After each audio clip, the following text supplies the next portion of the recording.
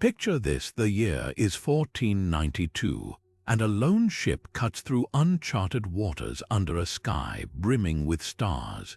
Its crew, exhausted and on the verge of mutiny, has no idea they're about to stumble onto a continent that will rewrite the map of the world. That single moment when Christopher Columbus's fleet first spotted land didn't just change the course of exploration, it set off a chain reaction that reshaped economies, cultures, and the very destiny of humanity. But here's the thing: history isn't just made of these headline-grabbing events. Beneath the surface lie dozens of other pivotal moments, some forgotten, some overshadowed, each one a domino that tipped the world in a new direction. That's what we're uncovering today: the 50 critical turning points in history that didn't just alter the course of nations but redefined what it means to be human. From the invention of the wheel to the fall of empires, from whispered conspiracies to earth-shattering revolutions, these are the forks in the road where everything could have gone differently. Think about it: what if the Library of Alexandria had never burned? What if a single battle had gone the other way? The world you know today hinges on these razor-thin margins, and we're about to explore the stories behind them. This isn't just a recounting of dates and names.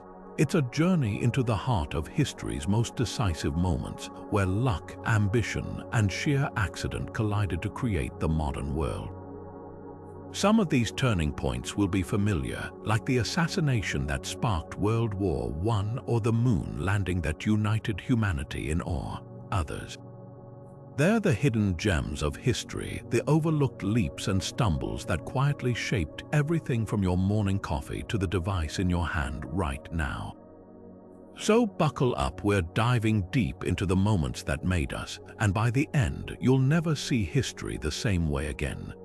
Before humans cultivated crops or raised livestock, our ancestors spent their days foraging and hunting, constantly on the move in search of food. Then, around 12,000 years ago, something extraordinary happened. People began settling down, planting seeds, and domesticating animals. This wasn't just a change in diet, it was a revolution that rewired human existence. Imagine the leap: for the first time, a family could stay in one place, knowing their food supply wasn't left to chance. This shift from hunter-gatherer to farmer didn't just fill stomachs, it built cities, birthed governments, and even shaped the way we think. Take the Fertile Crescent, that lush arc of land stretching from modern-day Iraq to Egypt. Here, wild wheat and barley grew in abundance, and early farmers learned to harness them. But farming wasn't just about convenience. It forced humans to plan ahead, to store surplus grain, to defend their land. Suddenly, time itself became tangible. Seasons weren't just patterns in nature, they were schedules to follow, and with that came the first signs of inequality. Those who controlled the food supply gained power, creating the earliest social hierarchies. Yet the agricultural revolution wasn't all progress. Skeletons from early farming villages tell a grim story: stunted growth, tooth decay, and repetitive injuries from endless labor. The hunter-gatherer diet had been varied and nutrient-rich, while early farmers often relied on a handful of crops, leaving them vulnerable to famine when harvests failed. And then there's disease. Dense settlements became breeding grounds for infections that had never plagued small, mobile groups. In many ways, farming traded one set of struggles for another. But here's the twist: without this messy, imperfect revolution, there would be no writing, no pyramids, no empires. The surplus of food freed some people from constant toil, allowing them to become artisans, priests, or rulers. Villages swelled into towns, then cities, knitting together the first complex societies. The wheel, the plow, even the concept of money, all emerged from this seismic shift. It's a paradox: the same innovation that brought hunger and strife also laid the foundation for every civilization that followed. So next time you bite into a slice of bread, remember, you're tasting the legacy of a decision made 12,000 years ago, one that still shapes where we live, how we work, and who we are. The agricultural revolution didn't just change what was on our plates, it reshaped the entire human story. For tens of thousands of years, human knowledge lived and died with those who carried it until one civilization cracked the code to make thoughts permanent. Around 5,200 years ago in Mesopotamia, pressed into damp clay under the Mesopotamian sun, the first clumsy wedge-shaped marks appeared. These weren't just scratches, they were humanity's first breakthrough in trapping time itself. Cuneiform began as simple accounting marks, tallies of grain and sheep, but within centuries it blossomed into everything from love poetry to legal codes. Meanwhile, along the Nile, Egyptian scribes were perfecting their own system.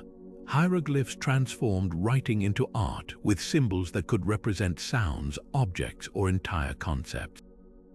Picture a young scribe painstakingly inking falcons and reeds onto papyrus, unaware he was helping build civilization's memory bank. These systems didn't emerge from abstract genius but from necessity. The chaos of growing cities demanded records. Temple stores, tax rolls, royal decrees. Suddenly, agreements could outlive the spoken word. The real magic wasn't just in recording numbers or names, but in what came next. For the first time, a pharaoh's victory could echo across centuries. A widow's lawsuit could be settled by precedent, and a hymn to the gods could be sung long after its composer turned to dust. Writing birthed bureaucracy, yes, but also literature like the Epic of Gilgamesh, humanity's oldest surviving story, where a king's quest for immortality ironically became immortal through clay tablets. Yet this revolution had shadows. Literacy became power guarded by scribes and priests. The vast majority remained excluded, creating a divide between those who could read the law and those subject to it. And with written records came the first distortions of history. Victors could now curate their own legacies, chiseling their preferred version of events into stone. Consider the Rosetta Stone, that accidental key to deciphering hieroglyphs. Without it, we might never have heard Cleopatra's voice or understood the Book of the Dead. Writing didn't just preserve history, it became the ultimate time capsule, waiting centuries for the right mind to unlock it. From Mesopotamian receipts to the ink-stained fingers of medieval monks, every sentence we read today stands on the shoulders of those first scribes who turned speech into something you could hold in your hands. The walls of Troy stood unbroken for a decade, a testament to the city's defiance against an army of Greeks who'd crossed the Aegean for revenge. Was it really just about Helen's beauty, as Homer's epics claim, or something far older, a clash over trade routes, copper-rich lands, or control of the Dardanelles? Archaeologists sifting through the layered ruins of Hisarlik, the likely site of ancient Troy, found evidence of fire and destruction around 1280 BCE, close enough to the traditional date to suggest kernels of truth in the legend. But the real mystery isn't whether Troy fell, it's how a single siege became the beating heart of Greek identity for centuries. Homer's Iliad transformed raw history into something grander, a tale of honor, fate, and gods meddling in mortal affairs. Achilles' rage, Hector's doomed heroism, Odysseus' cunning, these weren't just characters but mirrors for Greek values. The story spread through oral tradition long before it was written down, evolving with each retelling until the Trojan War became less a historical event and more a cultural bedrock. Even Alexander the Great slept with a copy of the Iliad under his pillow, convinced he was avenging Achilles himself as he marched east. Yet the line between myth and reality blurs intriguingly. Take the infamous Trojan horse. No archaeological evidence supports its existence, but Assyrian records describe similar siege tactics, and Mycenaean engineers certainly had the skill to build such a device. Perhaps the horse was a metaphor, a poetic nod to Poseidon, god of earthquakes, whose symbol was the horse. Some scholars suggest the city's walls, once thought impregnable, were breached during a festival when gates were left unguarded. Over time, practical strategy could have been romanticized into a wooden trick. The aftermath of Troy's fall rippled far beyond its smoldering ruins. Survivors' tales, spun by poets like Virgil, wove Trojan refugees into the founding myths of Rome and even medieval European dynasties. In a twist of irony, the defeated became ancestors to empires that would dwarf Greece. Meanwhile, Greek city-states used the Trojan War as both warning and inspiration, a reminder that even the mightiest could fall, and that glory was worth any cost. The siege became a template for heroism, shaping everything from Spartan military ideals to Athenian theater. What makes Troy endure isn't just the spectacle of its destruction, but the questions it forces us to ask. How much of history is fact, and how much is the stories we tell to make sense of ourselves? The Trojan War may have begun as a feud over a queen, but it ended as the cornerstone of Western literature, a cautionary tale about pride, deception, and the unpredictable fingers of the gods. When Schliemann uncovered Troy's gold in the 1870s, he wasn't just digging up a city, he was unearthing the place where history and legend collide. While most ancient kingdoms rose and fell like waves, the Assyrians built their empire on a foundation of pure, calculated terror. Around 900 BC, while other armies still relied on bronze, Assyrian blacksmiths were hammering out something far deadlier: iron. This wasn't just a stronger metal, it was a game changer. Iron weapons could be mass-produced, cheaper and sharper than bronze, turning every Assyrian soldier into a walking nightmare. Picture their infantry advancing in lockstep, sunlight glinting off iron-tipped spears, while chariots fitted with scythes wheeled through enemy ranks, literally mowing down opposition. But hardware alone didn't make them unstoppable. The Assyrians mastered psychological warfare centuries before the term existed. When they besieged a city, they didn't just starve it out, they rolled up towering siege engines, battering rams protected by soaked hides to repel fire arrows.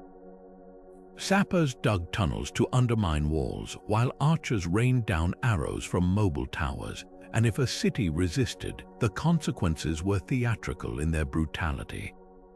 Survivors were often impaled on stakes outside conquered gates, their skin flayed and displayed as a warning. One Assyrian king boasted in inscriptions about hanging enemies' heads from trees like fruit. This wasn't random cruelty, it was a system. Deportation became policy, entire populations were uprooted and resettled to break cultural identities and prevent rebellions. Road networks linked their empire, allowing rapid troop movements and a messenger system faster than anything seen before. They even had what we'd now call intelligence networks, using spies to scout territories and sow dissent before invasions. Yet their greatest innovation might have been bureaucratic. The Assyrians kept meticulous records on clay tablets, tracking everything from weapon inventories to the exact number of enemy heads collected after battles. This administrative ruthlessness mirrored their battlefield tactics, creating an empire that didn't just conquer but systematically absorbed. The irony.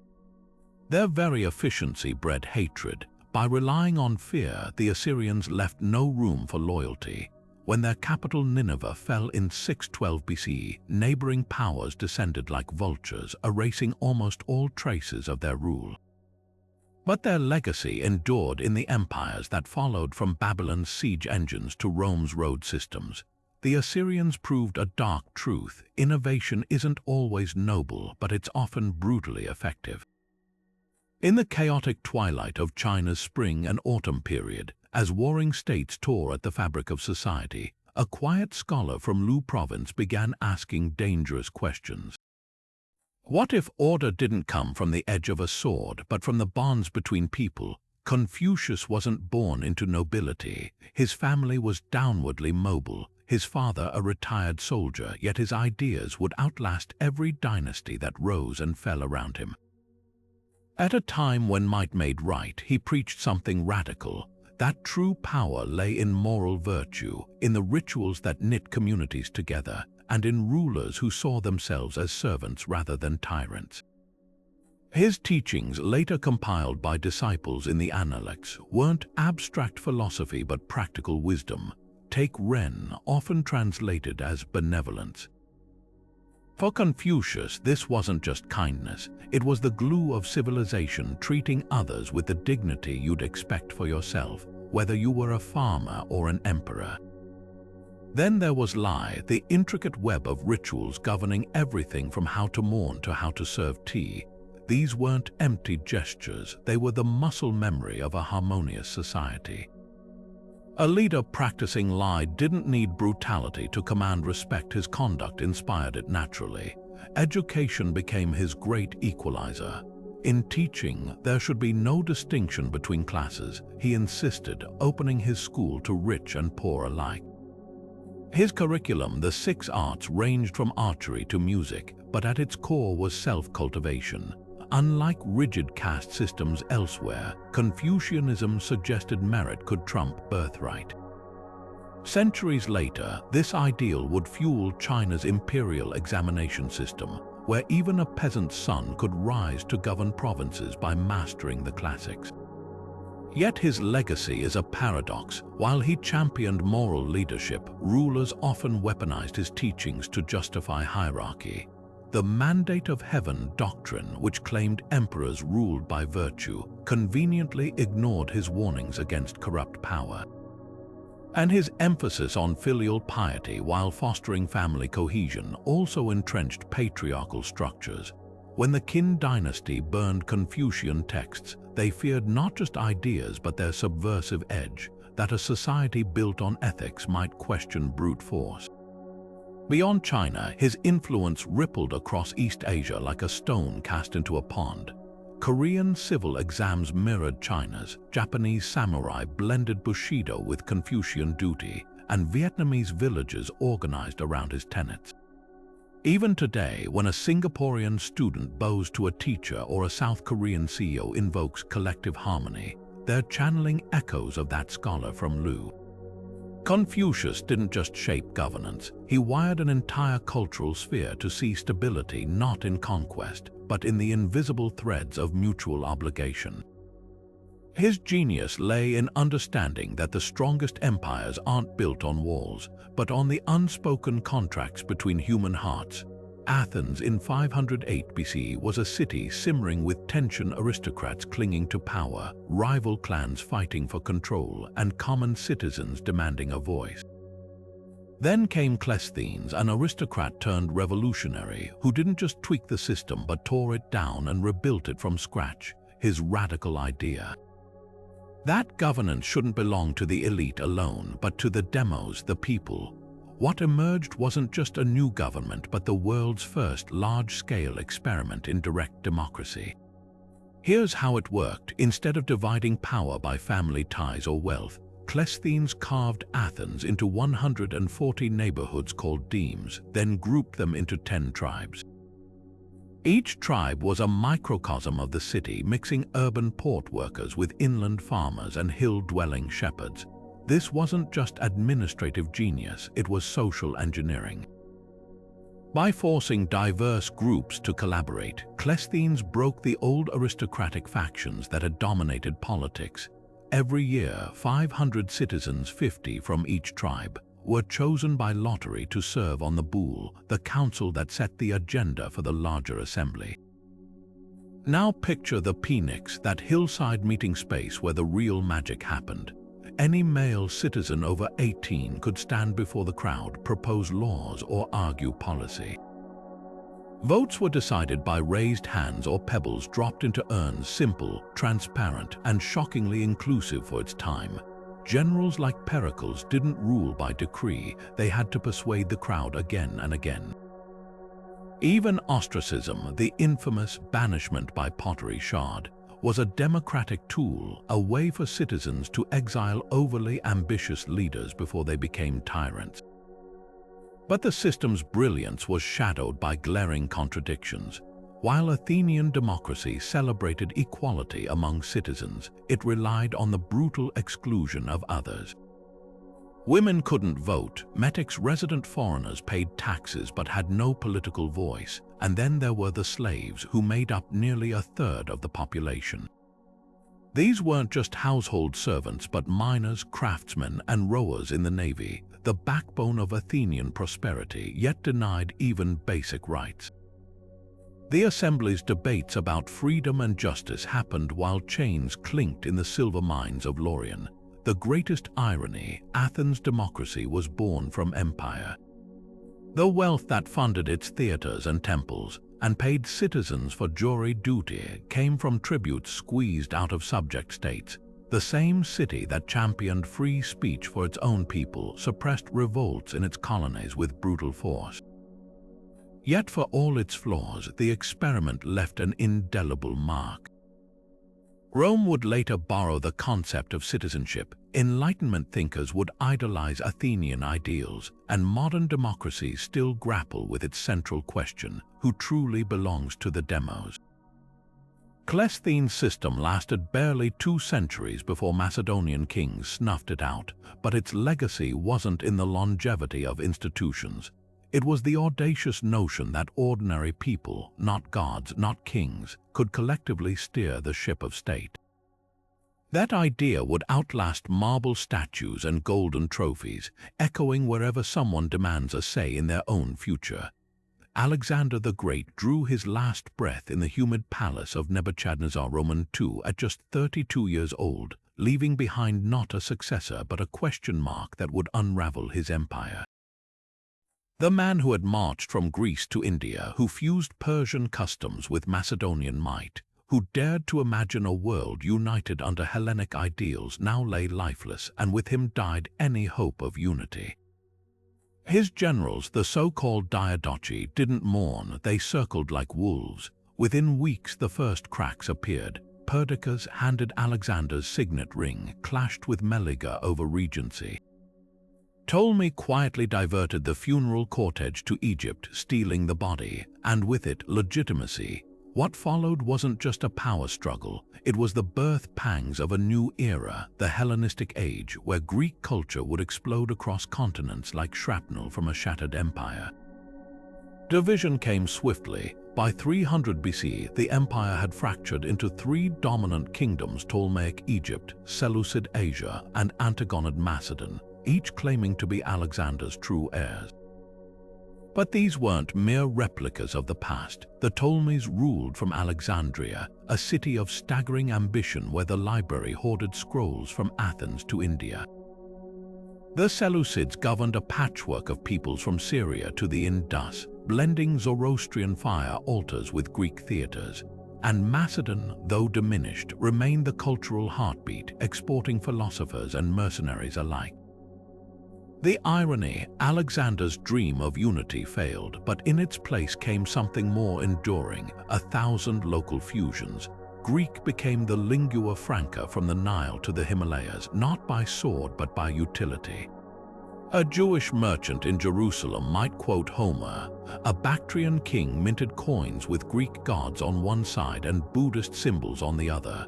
The gymnasium, an institution for athletic and intellectual training, sprang up in Babylon and Taxila, turning alien cities into pockets of Hellenism. Even religion got remixed. Serapis, a hybrid god crafted by Ptolemy I, merged Osiris's underworld gravitas with Zeus's majesty, becoming the perfect deity for a multicultural populace. Yet the Hellenistic world was no utopia. The Diadoches' wars bled generations, their battles more about personal glory than ideals, and for all its cosmopolitan sheen, hierarchy persisted. Greeks occupied the top tier, local elites the middle, and the masses, whether Egyptian farmers or Mesopotamian laborers, remained disenfranchised. The Rosetta Stone, that famed key to deciphering hieroglyphs, wasn't just a linguistic tool. It was a propaganda piece, broadcasting Ptolemaic decrees in Greek, Demotic, and hieroglyphs to reinforce who held power. Alexander's death didn't just break an empire, it unleashed a cultural Big Bang whose echoes still resonate. The art of this period, think of the Laocoon's tortured muscles or the Venus de Milo's serene grace, pulses with emotional intensity unknown to classical Greece. Scientists like Archimedes and Eratosthenes worked under Hellenistic patronage, measuring the Earth's circumference and inventing water screws. Even Rome, when it eventually swallowed these kingdoms whole, couldn't resist Hellenism's pull, grafting Greek aesthetics onto its own identity. So when you see a Buddha statue with Apollonian curls or read about Cleopatra, the last Ptolemaic ruler who spoke Greek as her first language, you're witnessing the afterlife of a fragmented empire. Alexander's body may have decayed in that golden sarcophagus, but his true legacy was the unintended revolution he set in motion, a world where East and West weren't opposites but ingredients in a vast, simmering melting pot. Rome had never needed a navy before. The city's legions were masters of land warfare, their disciplined ranks carving through Italian tribes and Greek colonies alike.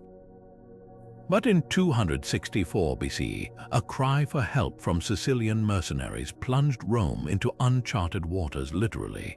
Carthage, the maritime superpower of the Western Mediterranean, controlled Sicily's coasts with a fleet so vast its ships could reportedly chain together to form floating bridges. For a land-based republic, taking on Carthage's navy seemed suicidal. Yet within 20 years, Rome would not only challenge Carthage at sea, but invent entirely new tactics to do so, a desperate innovation that would reshape the ancient world. The spark came from Messana, a strategic port city where rogue mercenaries had seized control. When Carthage intervened, Rome faced a dilemma: let a rival dominate Sicily's breadbasket or risk everything on a naval war. The Senate chose war, but with no shipyards or experienced sailors, victory seemed impossible. Then came the corvus, a gangplank with an iron spike at the end. This crude device turned sea battles into land fights. Roman ships would ram alongside Carthaginian triremes, drop the corvus, and send legionaries swarming across to slaughter crews hand to hand. It was a hack, really, leveraging Rome's infantry strength to compensate for its nautical inexperience. Victory didn't come cheap. Rome lost an estimated 100,000 men and 700 ships to storms and battles, including a disaster at Drepana where an entire fleet was trapped and annihilated. Yet each defeat fueled grim determination. Citizens donated personal wealth to rebuild fleets, and captured Carthaginian vessels were reverse-engineered. By 241 BC, at the Battle of the Aegates Islands, Rome's rebuilt navy finally outmaneuvered Carthage, cutting off Sicilian reinforcements and forcing surrender. The peace terms were crushing. Carthage evacuated Sicily, paid a silver indemnity equivalent to 65 tons, and watched as Rome seized its first overseas province. But the real shift was psychological. Overnight, Rome transformed from a regional power into a Mediterranean player, mastering shipbuilding and trade routes. The war also exposed Carthage's fragility, planting seeds for future conflict, especially when Rome later exploited a Carthaginian mercenary revolt to snatch Sardinia and Corsica too. What began as a gamble became a blueprint. Rome's willingness to adapt, to turn naval weakness into brutal ingenuity, revealed a pattern that would define its rise: lose spectacularly, learn ruthlessly, then return stronger. The First Punic War didn't just win Sicily, it taught Rome how to think like an empire. For centuries, China's warring states period had been a bloody chessboard where 7 kingdoms clashed, each with its own laws, currencies, and even scripts. Then came Ying Zheng, the king of Qin, a ruthless visionary who didn't just conquer his rivals but erased their very identities. By 221 BC, he stood alone, proclaiming himself Qin Shi Huang, the first emperor, and launched a radical experiment, forging a fractured land into a single, unchallengeable empire.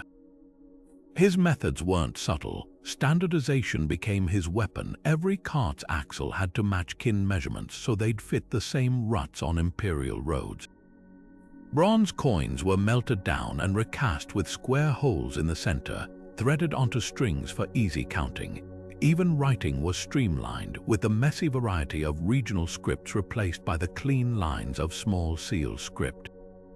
This wasn't just administrative efficiency, it was cultural surgery, removing any trace of local defiance. But unity came at a grotesque cost. Scholars who dared defend Confucian ideals over legalist doctrine were allegedly buried alive.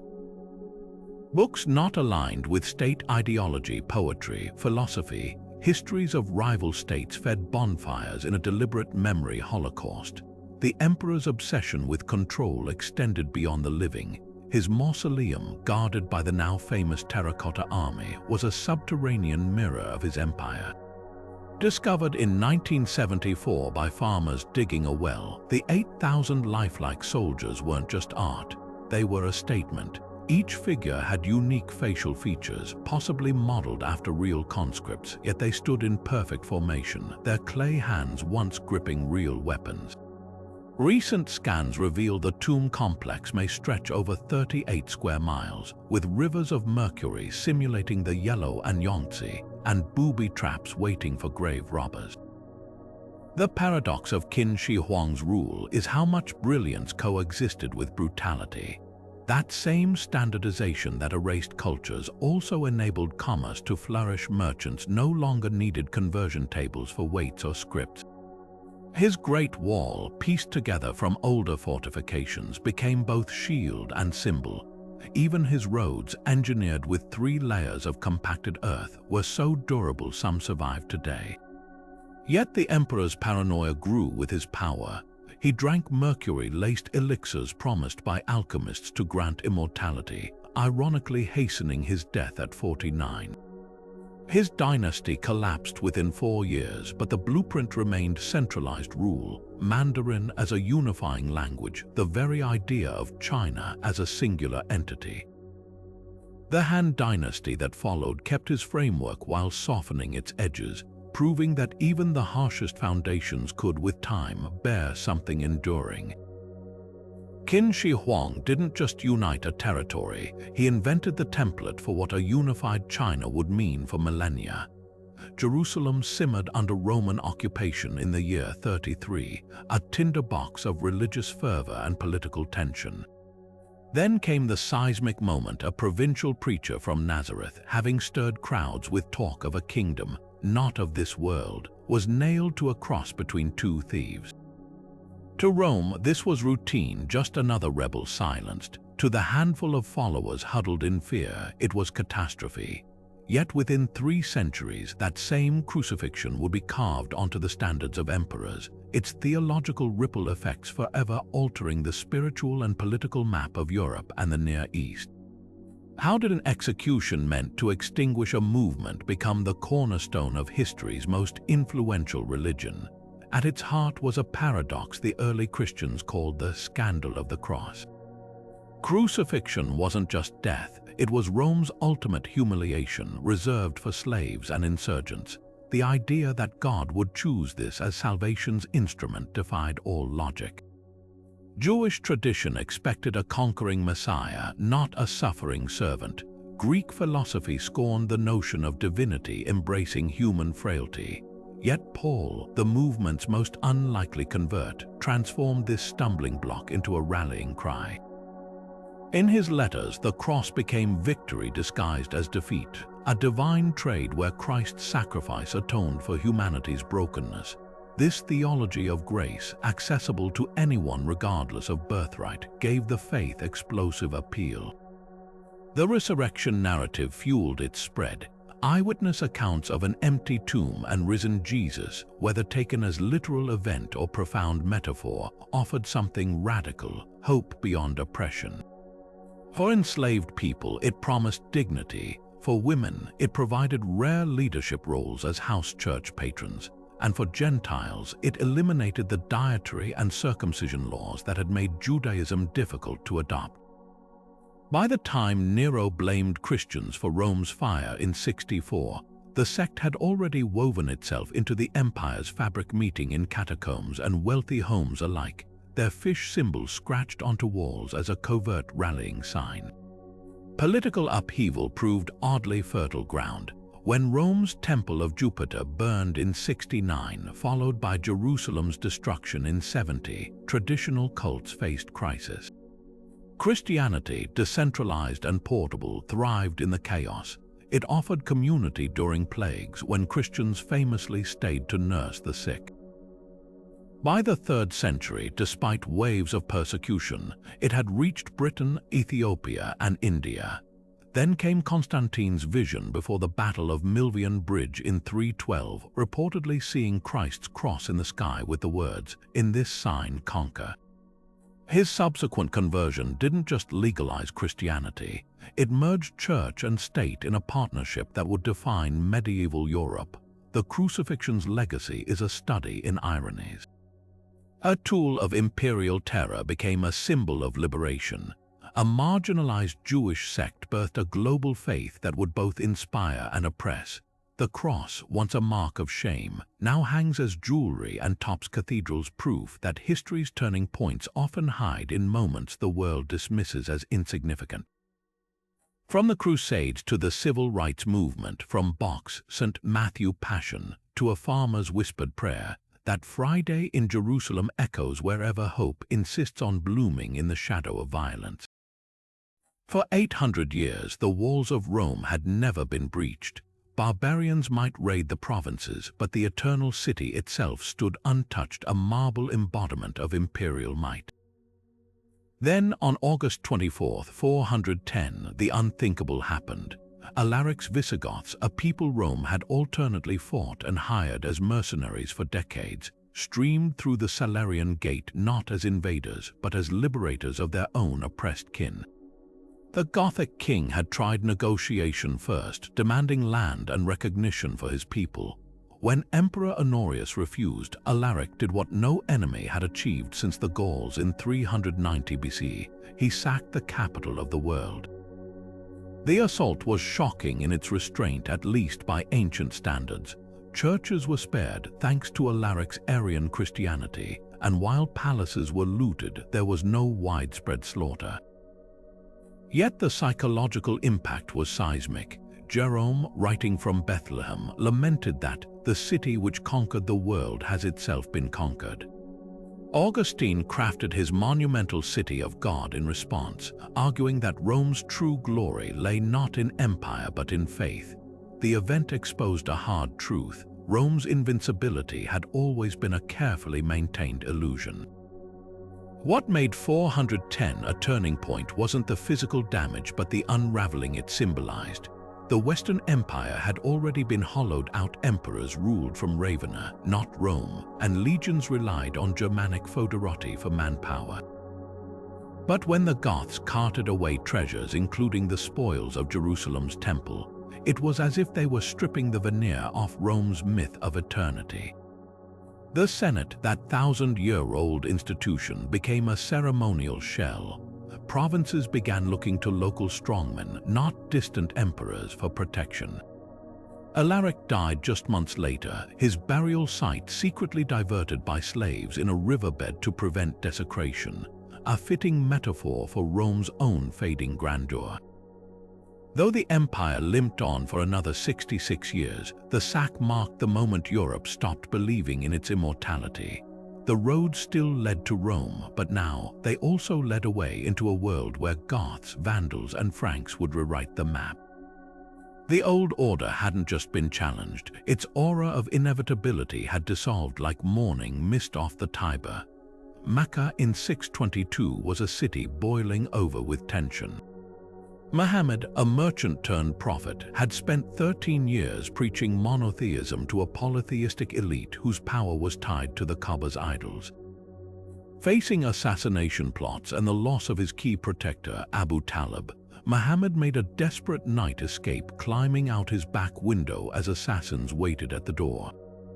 His journey to Yathrib, later renamed Medina, wasn't just a flight for survival. It became the pivot point where Islam evolved from a persecuted sect into a civilization-shaping force. The Hijra, as this migration is known, marked year one in the Islamic calendar for good reason. In Medina, Muhammad transitioned from preacher to statesman, crafting the Constitution of Medina, a groundbreaking social contract that bound Muslims, Jews, and pagan tribes into a single community, or ummah. Where tribal vendettas had ruled, he instituted arbitration. Where bloodlines dictated loyalty, faith became the new kinship. This wasn't just religious innovation, it was political genius. The Quran's verses from this period shifted too. blending spiritual guidance with practical laws on everything from inheritance to warfare. Within a decade, Islam's trajectory transformed completely. Muhammad's followers, once huddled in secret, now returned to Mecca not as fugitives but conquerors, cleansing the Kaaba of idols without bloodshed. The Hijra's true impact, though, lay in its blueprint for expansion. By prioritizing unity over ethnicity, Islam could absorb Berbers, Persians, and Turks without the racial hierarchies that fractured other empires. When Muslim armies burst out of Arabia after Muhammad's death, they weren't just carrying a new faith but a revolutionary social model where a Spanish convert stood equal to an Arab sheikh. Yet the Hijra also sowed seeds of division. Muhammad's successors would feud over leadership, splitting Islam into Sunni and Shia branches, and that very adaptability, the ability to absorb local traditions from Indonesia to Morocco, also meant Islam never became monolithic. From the algebra of Persian scholars to the soaring minarets of Ottoman mosques, the world the Hijra helped create was as diverse as the caravan routes that once connected Medina to the wider world. What began as a midnight ride through the desert ended up rewiring continents. Today, when millions embark on pilgrimages to Mecca or trace family histories to ancient conversions, they're walking in the footsteps of a moment when faith turned exile into empire.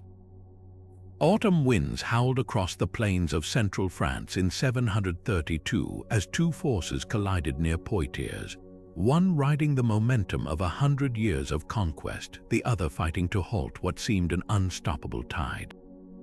Charles Martel, the Frankish mayor of the palace, faced off against Abd al-Rahman al-Ghafiqi's Umayyad army, a battle later christened Tours by chroniclers. For centuries, historians framed this clash as Christianity's bulwark against Islam's westward surge, the moment Europe was saved. But the truth, as always, is far messier and far more interesting.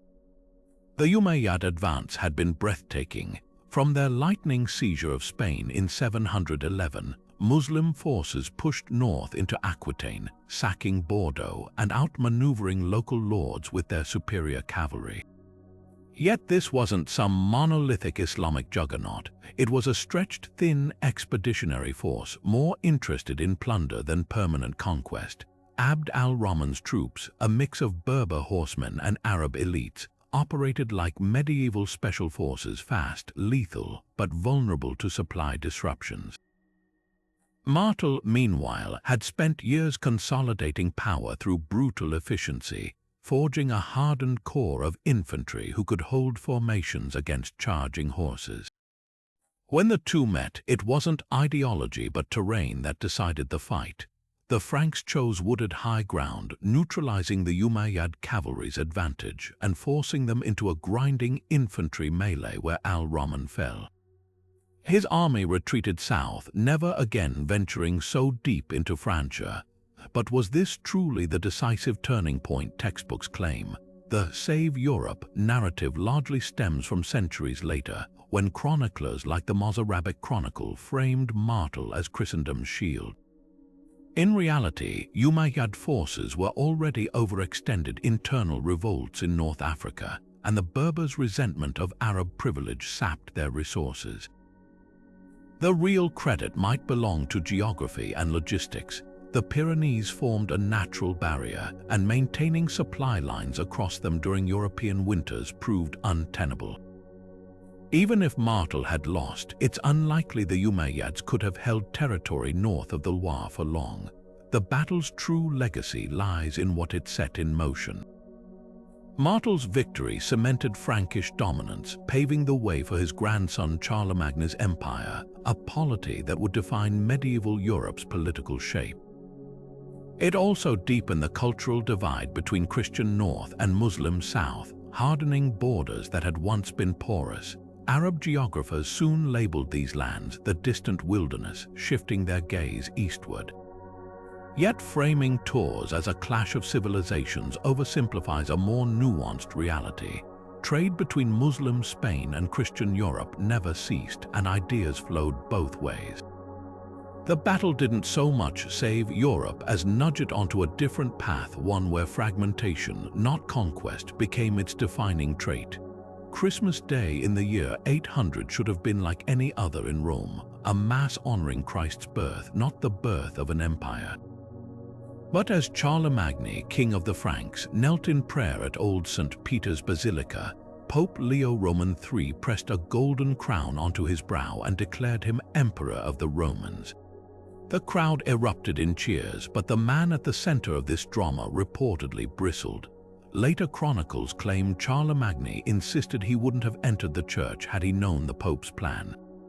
Whether true or not, the moment was seismic. For the first time in over 3 centuries, the West had an emperor, and the tangled relationship between church and crown took a shape that would define medieval Europe. This wasn't just political theater.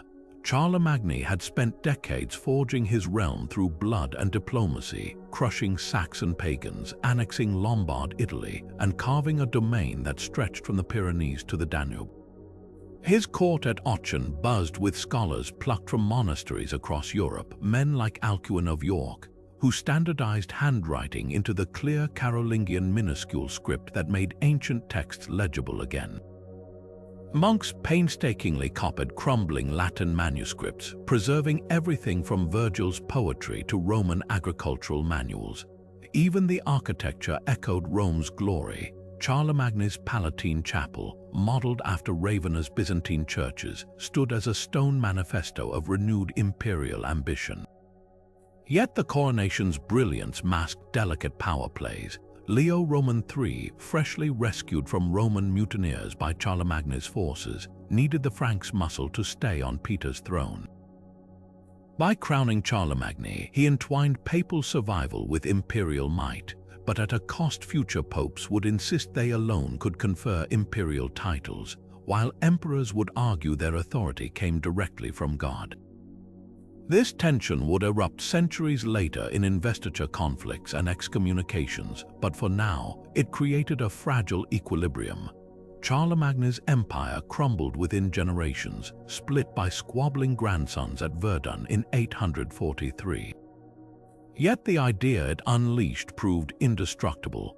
The Holy Roman Empire, that patchwork of German states lasting until 1806, traced its legitimacy back to that Christmas coronation.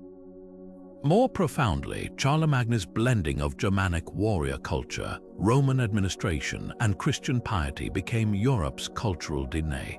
When later rulers dreamed of unifying the continent, from Otto the Great to Napoleon, they weren't just chasing territory, they were chasing the ghost of a Frankish king who'd briefly made the fractured West feel whole again. That June morning in 793 began like any other on Lindisfarne's windswept island. Monks bent over illuminated manuscripts, the salty tang of the North Sea in the air, the rhythmic murmur of prayers against the crash of waves. Then came the ships, dragon-prowed shadows slicing through the mist, their hulls scraping onto sacred sands. What followed wasn't just a raid, it was a detonation that shattered Europe's complacency. The Vikings didn't merely loot Lindisfarne's monastery, they desecrated its very sanctity, trampling relics, slaughtering monks, and carting off treasures like the jeweled cover of the Lindisfarne Gospels. Alcuin of York, a scholar at Charlemagne's court, captured the shock in a letter. Never before has such terror appeared in Britain as we have now suffered from a pagan race. But why Lindisfarne? This wasn't random violence, it was strategic brilliance. The monastery was isolated, wealthy, and utterly unprepared. With no standing armies to guard it, the island offered soft targets and hard currency. Viking scouts had likely traded here before, noting its vulnerabilities. The raid's success became a blueprint. Hit sacred sites during festivals when crowds brought offerings, used shallow draft longships to navigate rivers thought impassable, and vanish before reinforcements could arrive. Word of this gold mine undefended spread through Norse networks, igniting a wave of copycat attacks from Ireland's Clonmacnoise to France's St. Philibert. The true impact, though, stretched far beyond plunder. The Vikings weren't just pillagers, they were the medieval world's most audacious entrepreneurs. Those same ships that terrorized Lindisfarne would forge trade routes connecting continents. Arabic dirhams found in Swedish graves trace paths to Baghdad's markets, where Norse merchants traded furs for silver. In Constantinople, Varangian guards, Scandinavian mercenaries, became the Byzantine emperor's personal bodyguards. And in the West, their settlements reshaped maps. Dublin, Kiev, even Normandy all began as Viking strongholds. Perhaps the greatest irony lies in their accidental cultural diffusion. The very monasteries they sacked became their conversion points. When Norse King Guthrum accepted baptism after defeat by Alfred the Great in 878, it marked a turning point. Within generations, Viking-descended rulers like Canute would fund churches and abbeys, their raids replaced by tolls collected on orderly trade routes. The descendants of Lindisfarne's attackers would preserve the same manuscripts their ancestors had burned, like the Codex Regius safeguarding Norse myths. And then there's the saga of Leif Erikson, sailing past Greenland's icy cliffs to a place he called Vinland, modern Newfoundland. Carbon-dated Norse artifacts at Elance Ork's Meadows prove Vikings reached North America 500 years before Columbus, though their settlements failed. Had they persisted, the world map might have borne Norse names from the St. Lawrence to the Chesapeake. Lindisfarne's legacy isn't just in shattered cloisters, but in the webs it spun, threads of terror, yes, but also of transformation. The Viking Age didn't just redraw borders, it stitched together a world where a single raid's echo could ripple from a Northumbrian scriptorium to the Silk Road's bustling caravanseries. What began with fire and axes ended with trade routes and treaties, proof that history's most disruptive forces often become its most enduring architects.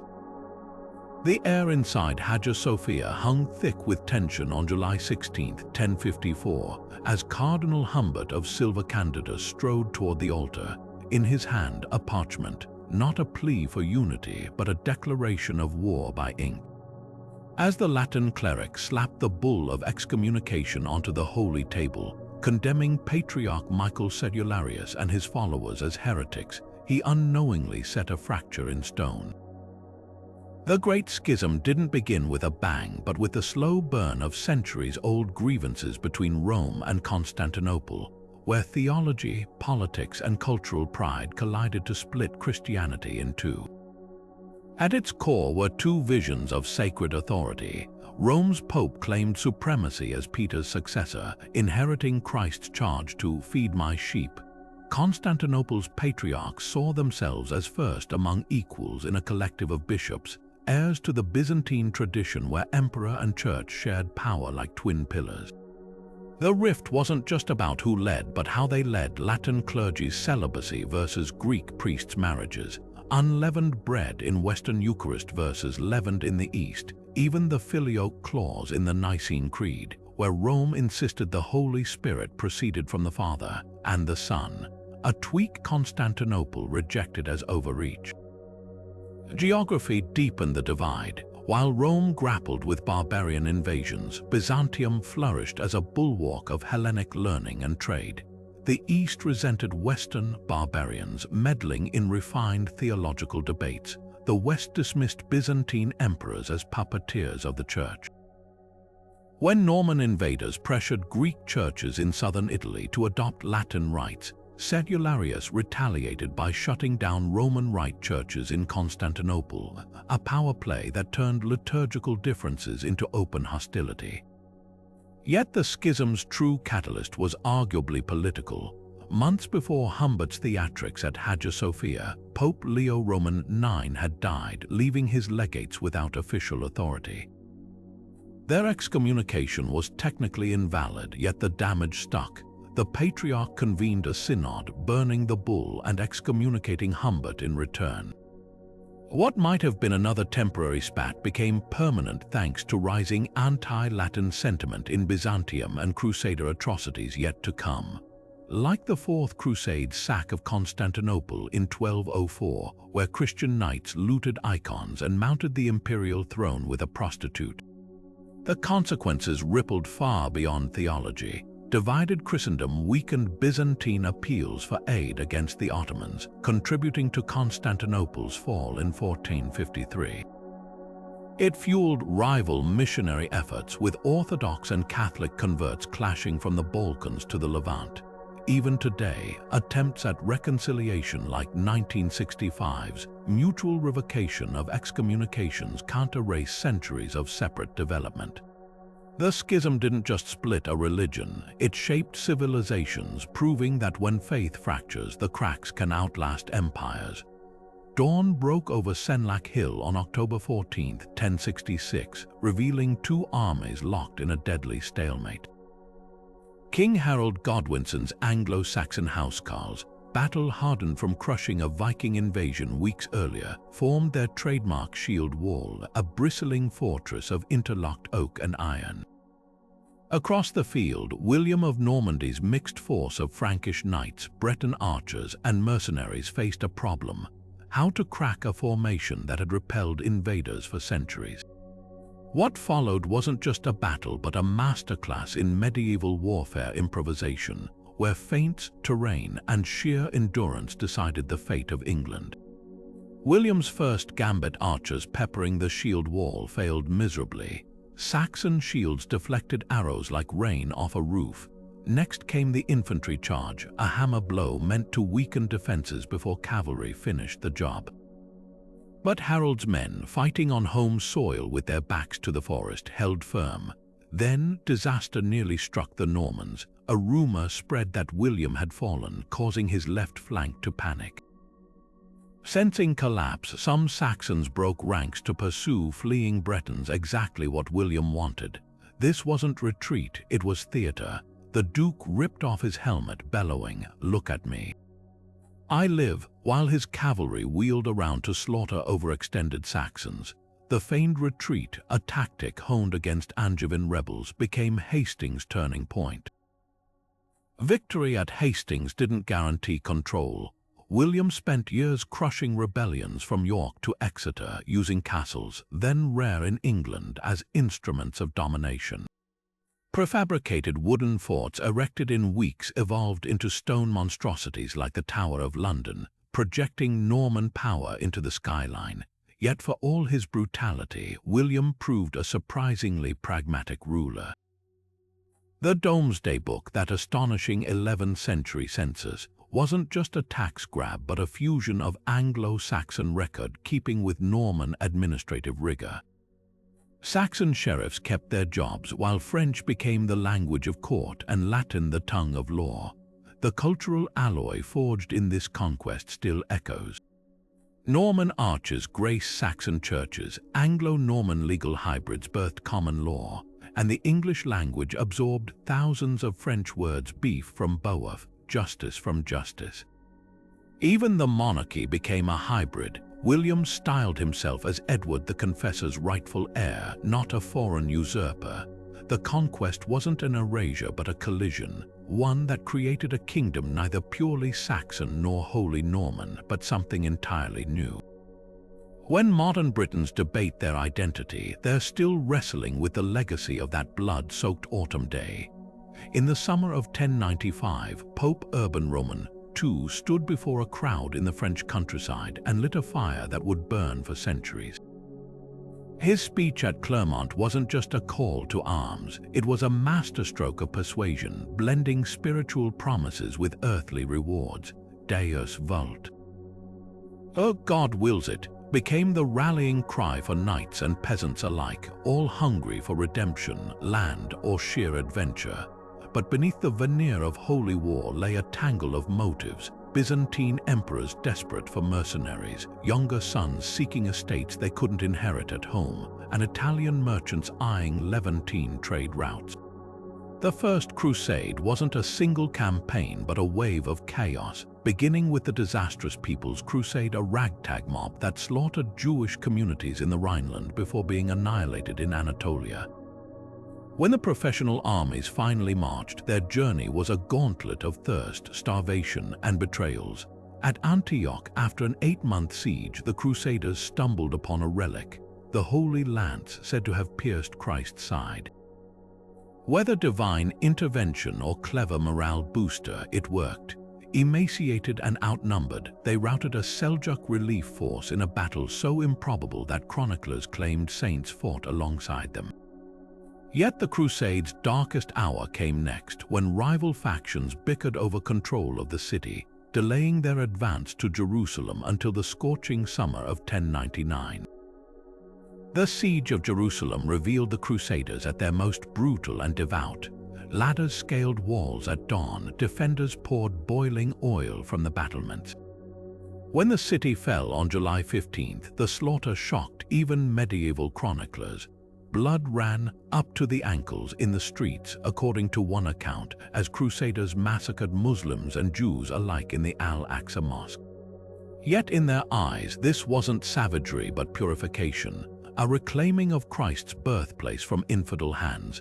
The Kingdom of Jerusalem, founded in the aftermath, became a fragile experiment in feudal colonialism, its rulers adopting local customs even as they clung to European titles.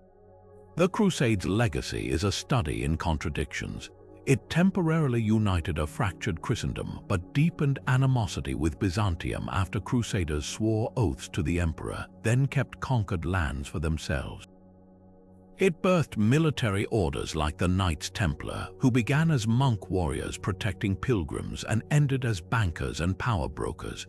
Most enduringly, it etched the idea of holy war into the cultural DNA of East and West, a template for conflict that would echo from the Reconquista to modern jihadist manifestos. When pilgrims today walk Jerusalem's Via Dolorosa, they tread on ground where faith and bloodshed became inseparable, where a medieval gamble for salvation set the stage for centuries of strife. The streets of Florence in 1348 were silent except for the creak of cartwheels and the occasional wail of mourners. What began as whispers of a distant sickness in Crimean trading posts had erupted into an unstoppable tide of death. By the time the Black Death receded, it hadn't just killed an estimated 25 million Europeans, 1 in every 3 people. It had torn apart the very fabric of medieval society. Contemporary chroniclers described towns where the living was scarcely sufficient to bury the dead, and entire families vanished behind doors marked with red crosses. The disease respected no rank. Kings and archbishops fell alongside peasants, their wealth and titles meaningless against the invisible enemy. Yet from this devastation emerged an unexpected twist. The survivors found themselves holding unprecedented power. With fields empty and harvests rotting, the labor of those who remained suddenly became priceless.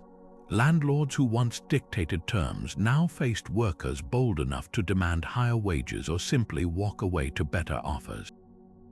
England's response was the Ordinance of Labourers in 1349, a desperate attempt to freeze wages at pre-plague levels, but economics proved stronger than legislation. When the Statute of Cambridge tried to force peasants back into serfdom in 1388, it sparked the Peasants' Revolt, armed bands marching on London under the rallying cry, "When Adam delved and Eve span, who was then the gentleman?" The plague's cultural aftershocks ran even deeper.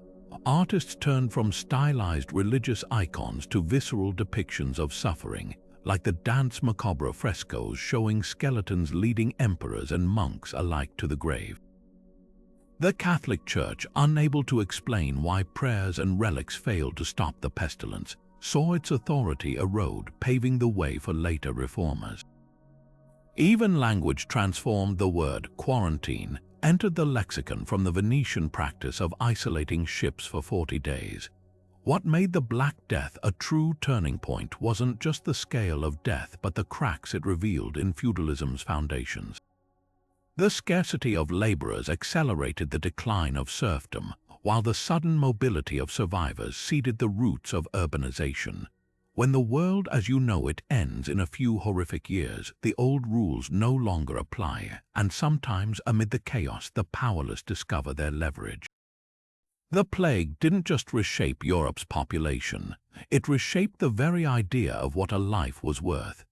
The walls of Constantinople had stood unconquered for over 1,000 years, a triple-layered masterpiece of Theodosian masonry that shrugged off sieges from Persians, Arabs, and Crusaders alike.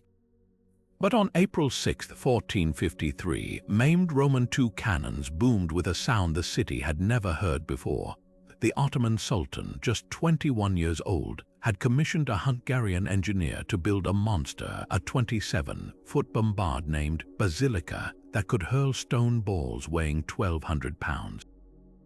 Each shot took an hour to reload, but the impact was apocalyptic. Dust and debris rained down as the outer walls crumbled, and Byzantine defenders scrambled to pile makeshift barriers of dirt and timber behind the breaches. For 53 days, the last Roman emperor, Constantine Roman XI, directed desperate counterattacks. Greek fire, the Byzantines' secret napalm-like weapon, blazed across the Golden Horn, but maimed outmaneuvered them by dragging 70 ships overland on greased logs to bypass the harbor chain. Inside the city, priests carried sacred icons along the shattered ramparts, while Venetian and Genoese mercenaries fought beside dwindling Greek troops. The final assault came before dawn on May 29th. Ottoman troops surged through gaps in the Blaşany district's walls, their sheer numbers overwhelming the defenders. Constantine, refusing to flee, tore off his imperial insignia and charged into the melee. His body never recovered. By noon, the Sultan rode into Hagia Sophia, where terrified civilians huddled beneath the Great Dome. With a gesture, he stopped looting, converting the cathedral into a mosque, a potent symbol of Islam's triumph over Christendom's greatest city. The aftershocks rippled across continents. Italian merchants who'd once relied on Byzantine ports now sought new routes, accelerating the age of exploration. Scholars fleeing with precious manuscripts ignited the Renaissance in Florence and Venice. And maimed, now called the Conqueror, refashioned himself as Caesar, claiming continuity with Rome itself. The fall wasn't just the end of an empire, it was the moment the medieval world truly fractured, forcing Europe to look west or perish. A millennium of history ended not with a whimper, but with the thunder of cannon fire that still echoes in geopolitics today. Christopher Columbus stood on the deck of the Santa Maria in October 1492, staring at a shoreline he was certain belonged to Asia. His calculations, based on flawed estimates of Earth's circumference, had convinced him Japan lay just beyond the horizon. Instead, he'd stumbled onto islands later named the Bahamas, a monumental error that would reshape the planet.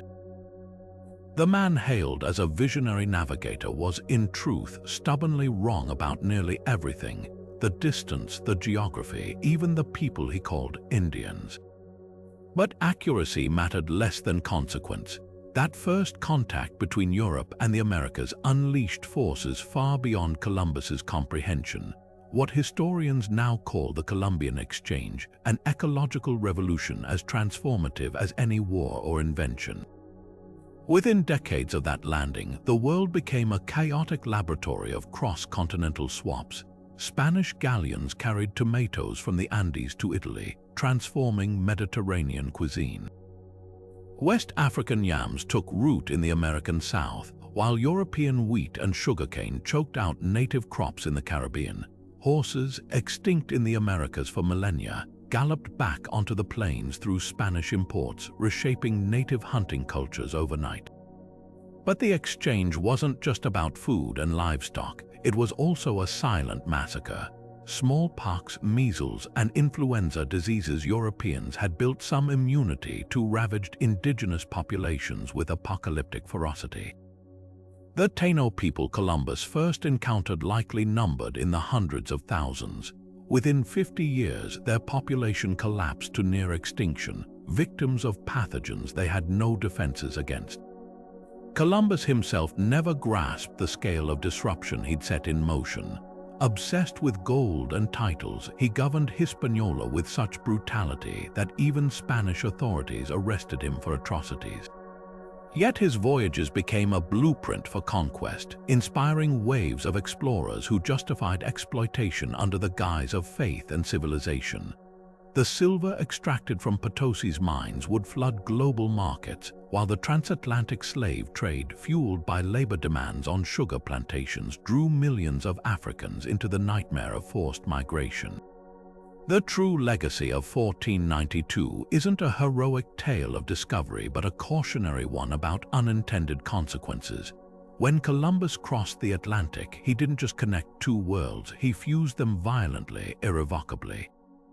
The potatoes he brought back to Europe would stave off famines and fuel population booms. The tobacco from Native American pipes would become a global addiction. And the germs he carried, they cleared the way for empires, but at a cost modernity still struggles to reckon with.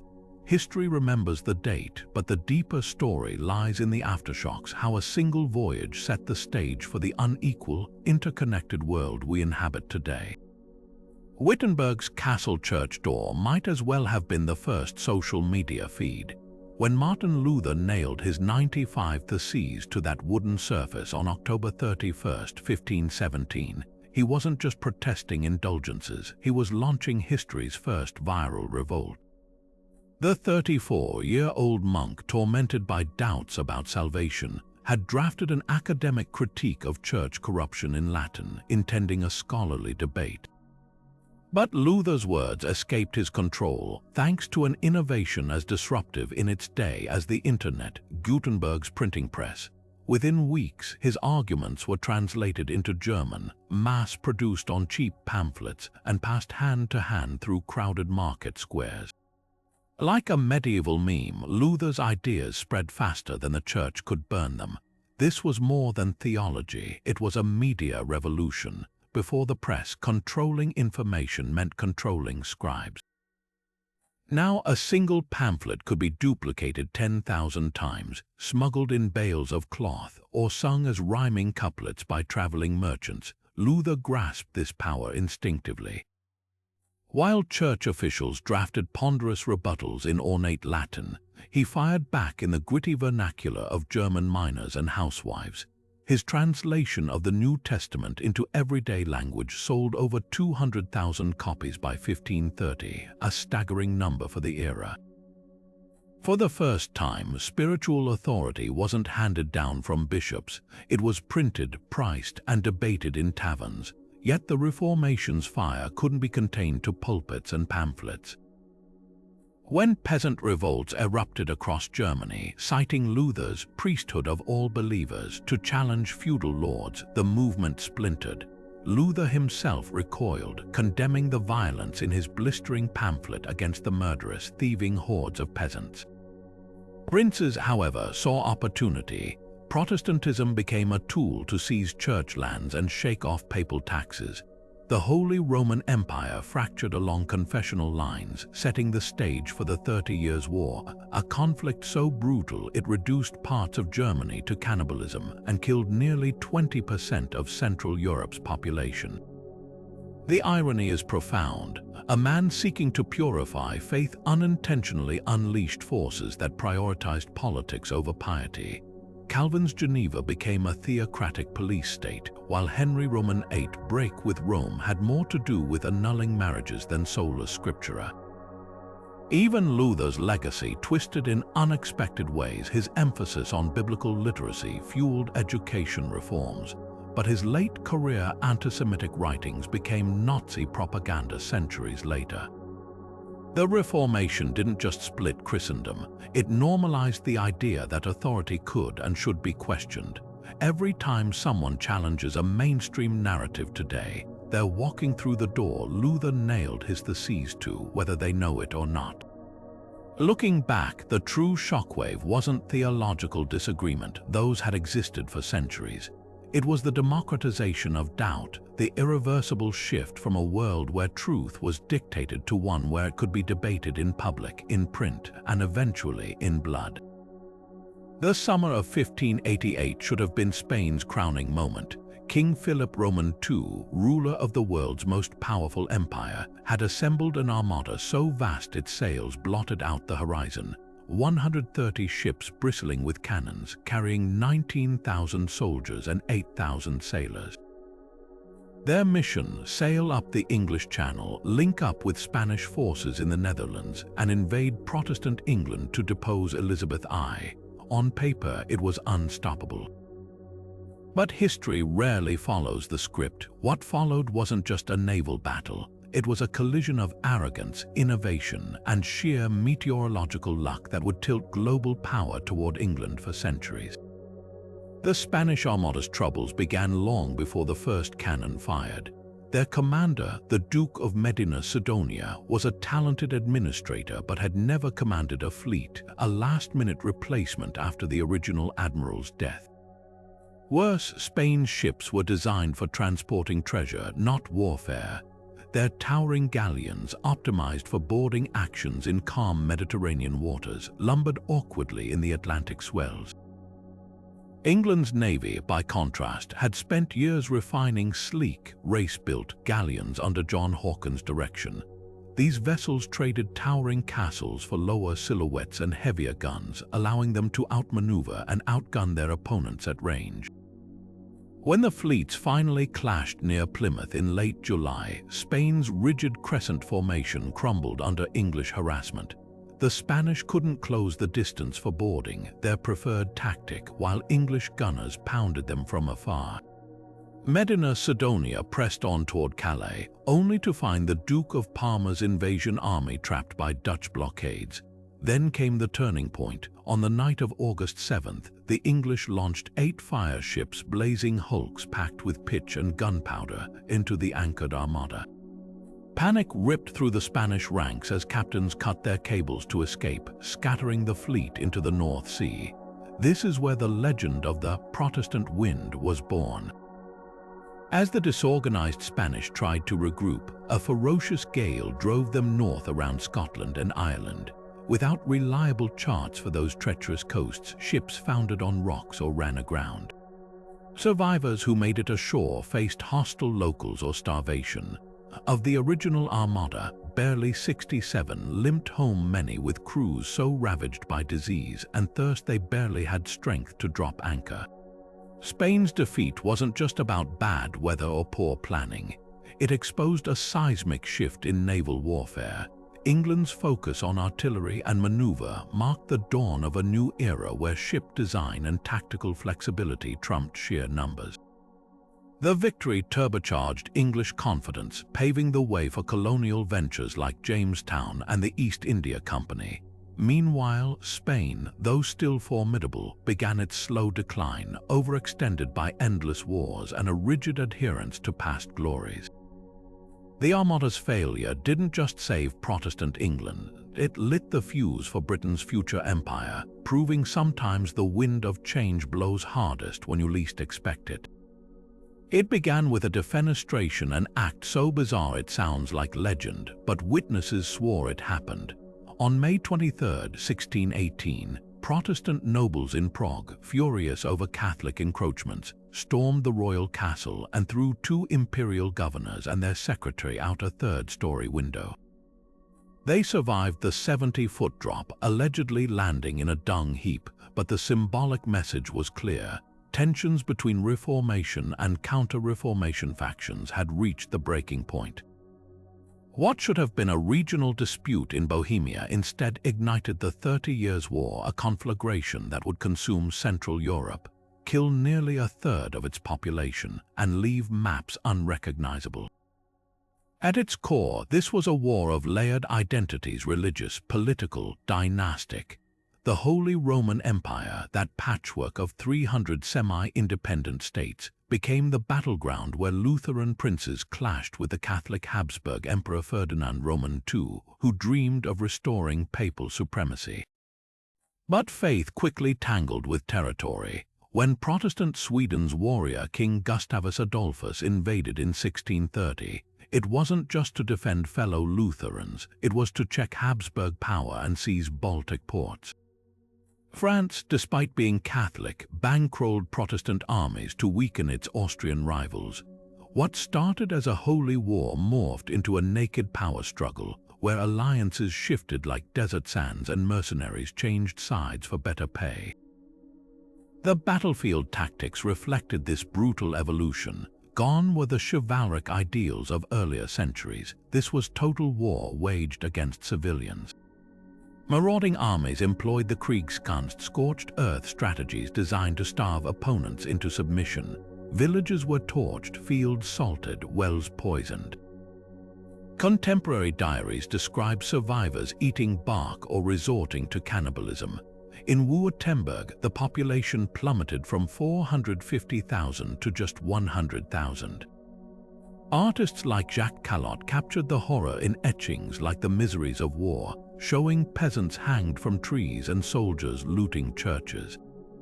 Peace, when it finally came in 1648 with the Treaty of Westphalia, didn't feel like victory so much as exhaustion. The settlement's genius and its lasting legacy was its pragmatic ambiguity.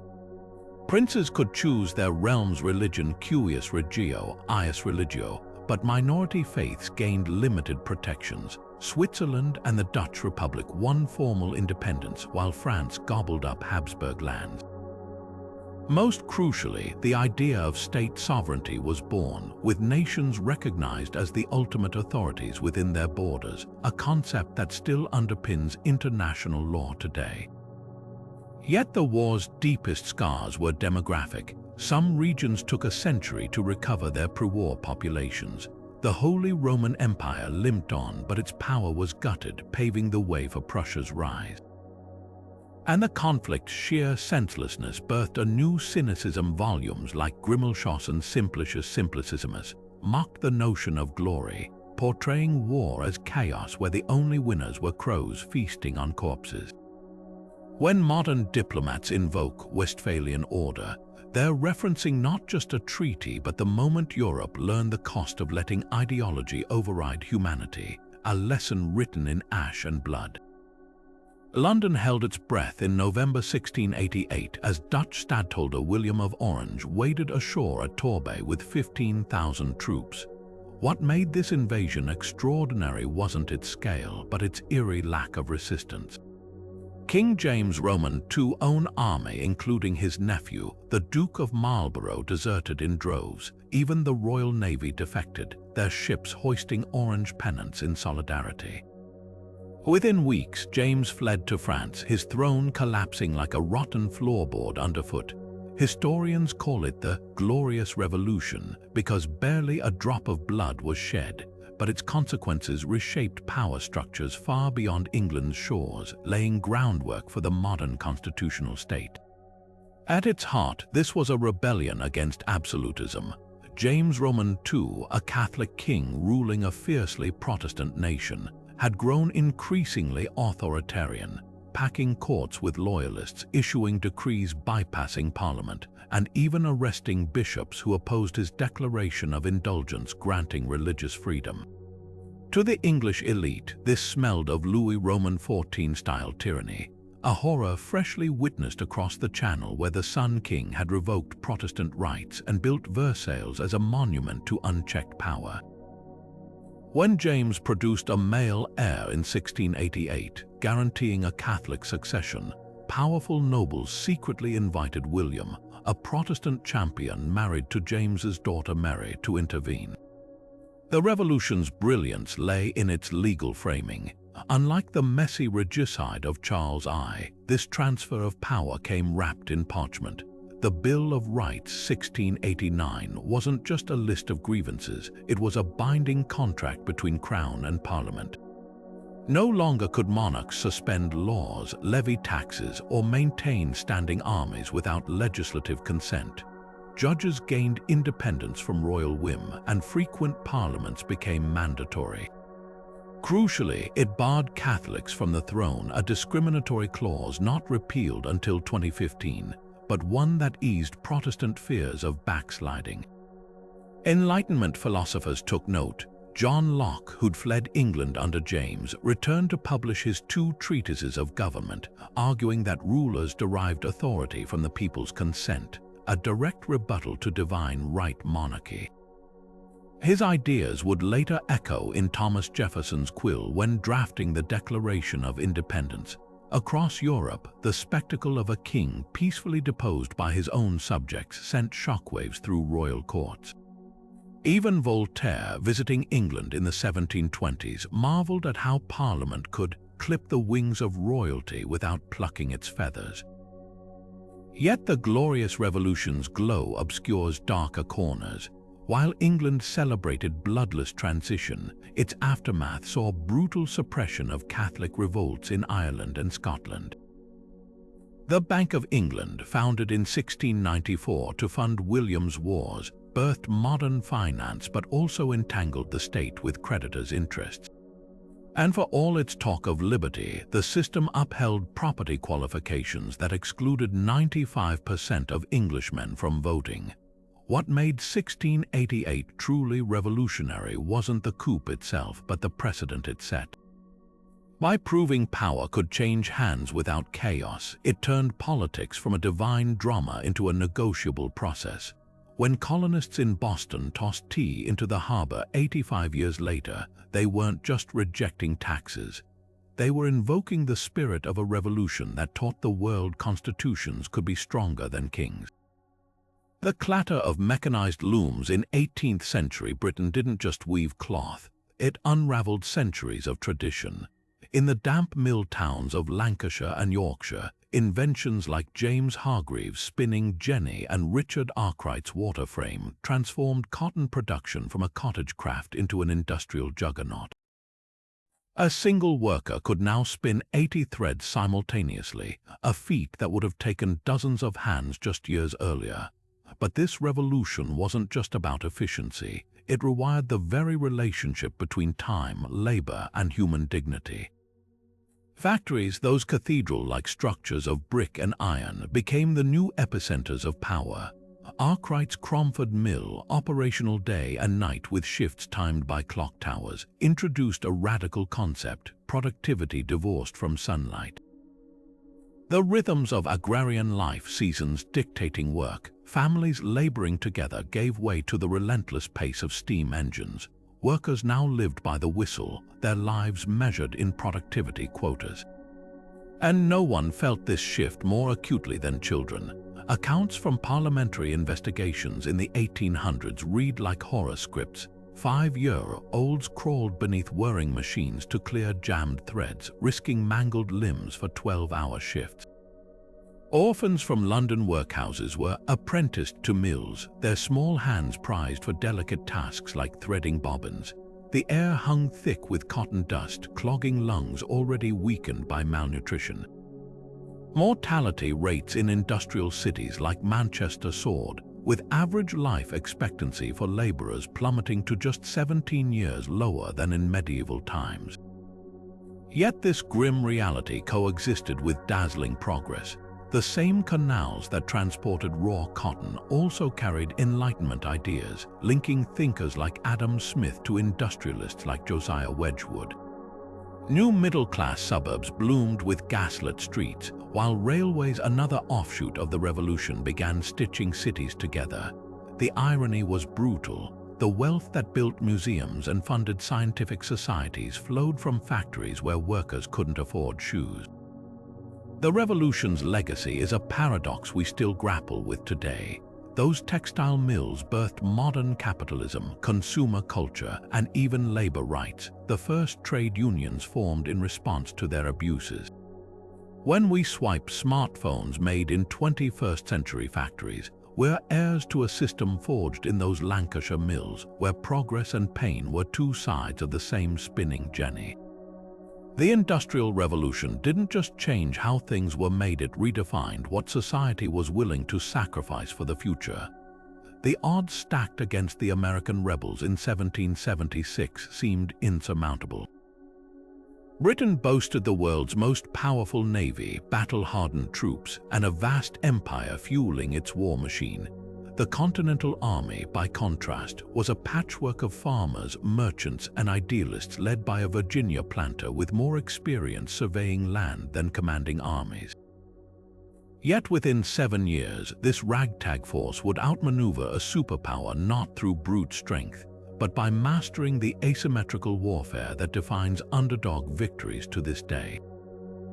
George Washington's genius lay in understanding what the revolution couldn't be, a conventional war. At Brooklyn Heights in 1776, his attempt to fight European style almost doomed the cause as British regulars flanked and nearly annihilated his forces.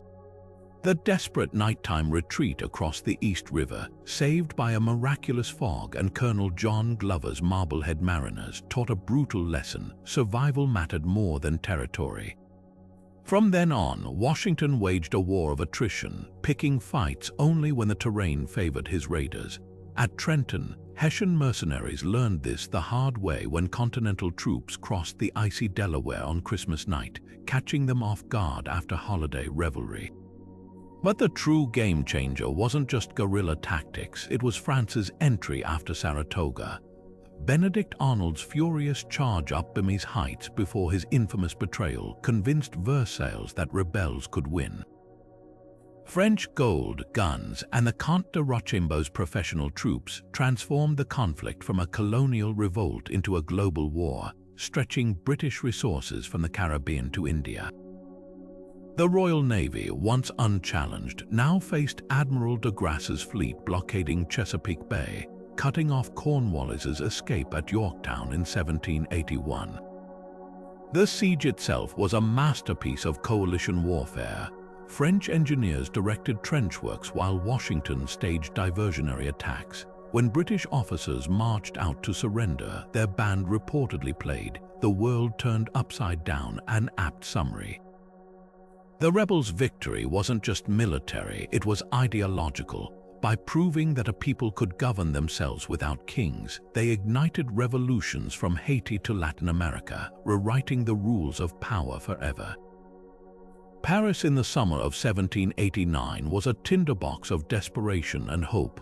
Bread prices had skyrocketed after back-to-back harvest failures, and Louis XVI's treasury lay empty from bankrolling the American Revolution. When the king convened the Estates General for the first time in 175 years, the Third Estate, representing 96% of France, demanded voting by head, not estate, to break the nobility's stranglehold. Locked out of their meeting hall, they swore the tennis court oath in June, vowing not to disband until France had a constitution. This wasn't just political theater. It was the moment the Enlightenment's abstract ideals of liberty and equality collided with the reality of hunger and injustice. The storming of the Bastille on July 14th became the revolution's defining image, but the truth was grimmer than the myth. The medieval fortress held only 7 prisoners that day, yet its fall symbolized the people's power to dismantle tyranny brick by brick. What followed was the Great Fear, peasants burning aristocratic manor records, erasing centuries of feudal obligations in pillars of flame. By August, the National Assembly abolished feudalism entirely and issued the Declaration of the Rights of Man, a document so radical it declared all men, born and remain free and equal in rights. Yet idealism curdled quickly. The revolutionary government, scrambling to fund itself, seized church lands and issued assignats, paper money backed by confiscated property.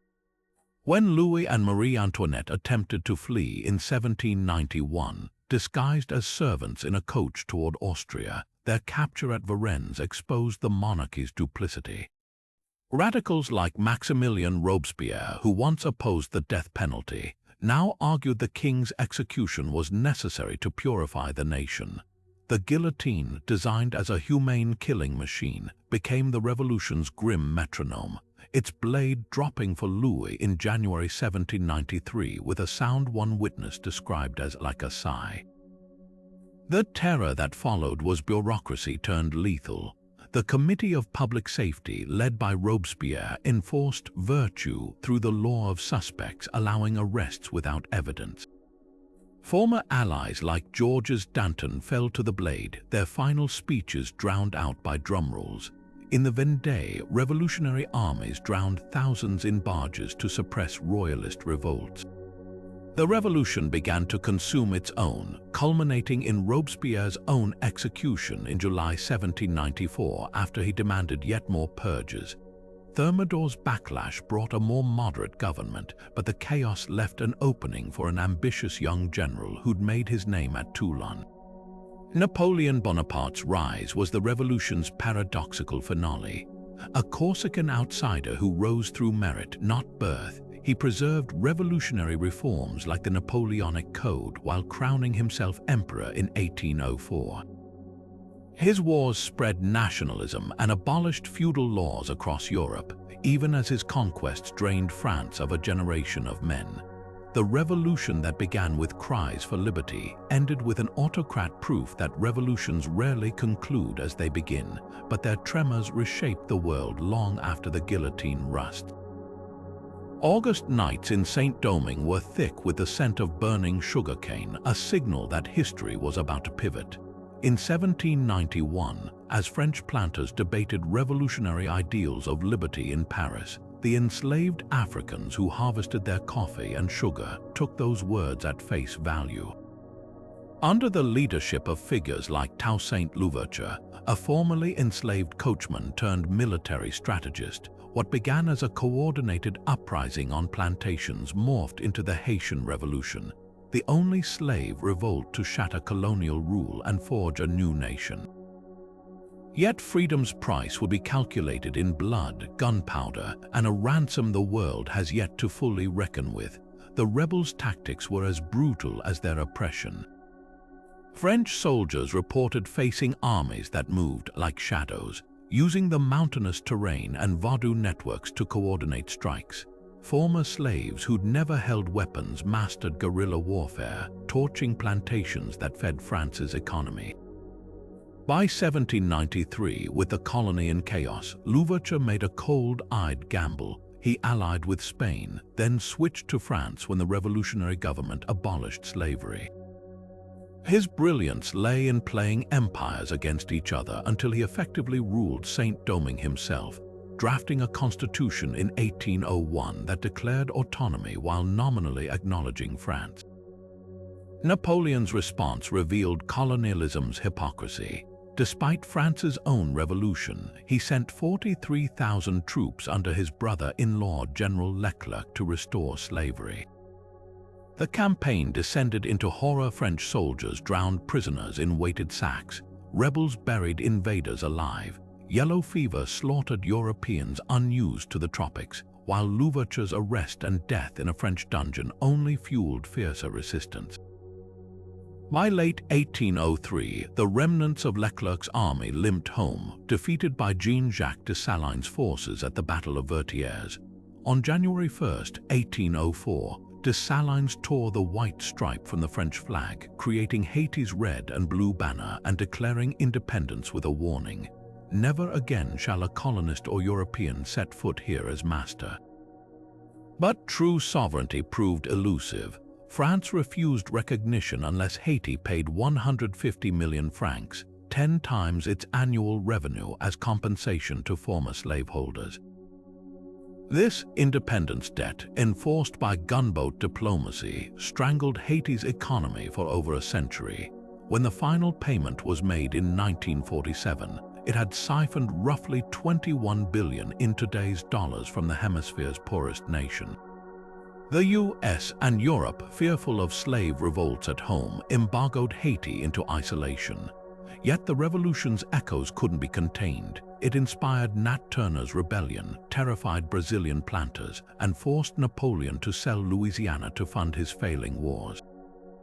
Haiti's triumph and tragedy encapsulate history's cruelest irony: that the first Black Republic's birth was simultaneously a beacon of liberation and a cautionary tale about the cost of defiance. When Louverture famously said, "In overthrowing me, you have cut down only the trunk of the tree of liberty. It will spring back from the roots," he couldn't have known how deep those roots would grow or how fiercely they'd still be fighting to breathe. The ballrooms of Vienna glittered with deception in 1815, as princes and diplomats waltzed between champagne flutes and secret treaties. Napoleon had been exiled to Elba temporarily, as it turned out, but the real battle was just beginning. Not with swords, but with maps and marriage alliances. The Congress of Vienna wasn't just a peace conference, it was Europe's elite playing geopolitical Jenga, carefully extracting Bonaparte's revolutionary blocks while trying to keep the old order from collapsing entirely. At the heart of it all sat Clemens von Metternich, Austria's silver-tongued foreign minister. With the precision of a master watchmaker, he orchestrated a delicate balance among the Big Four: Austria, Prussia, Russia, and Britain. Their goal, to ensure no single nation could dominate the continent again. France, despite its defeat, was shrewdly invited to the table, a move that prevented humiliation and created a buffer against Russian expansionism. The resulting concert of Europe wasn't about justice or liberty, it was about stability at any cost. The diplomats redrew borders with the indifference of sculptors molding clay. Poland vanished again, carved up between Prussia, Austria, and Russia. The Netherlands gained Belgium as a consolation prize against future French aggression. Scandinavia was reshuffled like a deck of cards, with Norway pried from Denmark and handed to Sweden. Yet beneath these territorial trades lurked dangerous assumptions. Ethnic and linguistic ties were brushed aside in favor of strategic buffers. German-speaking Alsace stayed French, Italian-speaking Tyrol became Austrian, and nobody consulted the people living there. For all its pragmatism, the Congress sowed dragon's teeth. By propping up monarchies like the Bourbons in France and the Papal States in Italy, it ignored the nationalist genie Napoleon's conquests had uncorked. Secret societies like the Carbonari fumed in Naples, while students in Germany's new university towns toasted liberty with forbidden poetry. Even Metternich's masterpiece, the German Confederation, was a hollow shell. 39 states with a toothless diet designed to stifle unification rather than foster it. The greatest irony, the Congress's short-term success bred long-term disaster. For nearly 40 years, Europe avoided major wars, a miracle by its standards. But when revolutions exploded in 1848, they weren't just against kings, they were against the Vienna system itself. The powder keg of nationalism it tried to cap would eventually ignite in Sarajevo in 1914. Diplomats in 1815 had wanted to turn back the clock, but history, as always, moved forward, just not in the direction anyone planned. The Congress proved you could rearrange thrones like furniture, but sooner or later, the people who had to live under them would start knocking the pieces over. The print shop on Liverpool Street in London hardly seemed like the birthplace of a revolution. Yet when the Communist Manifesto rolled off the presses in February 1848, its opening lines, "A spectre is haunting Europe," weren't just rhetoric, they were prophecy. Karl Marx and Friedrich Engels, two penniless exiles surrounded by police spies, had distilled years of economic study and workers' grievances into a mere 23 pages. Its argument was incendiary. All of history was the story of class struggle, and capitalism's internal contradictions would inevitably spark a proletarian uprising. Few pamphlets have ever packed so much explosive force into so few words. What made the manifesto uniquely dangerous wasn't just its critique of industrial exploitation. Others had written about child labor and starvation wages, but its blueprint for action. Marx didn't merely describe the world, he offered a roadmap to overthrow it. His call for workers of all nations to unite struck at the heart of 19th-century power structures, where monarchs and factory owners alike relied on divisions between skilled and unskilled laborers, or between native-born and immigrant workers.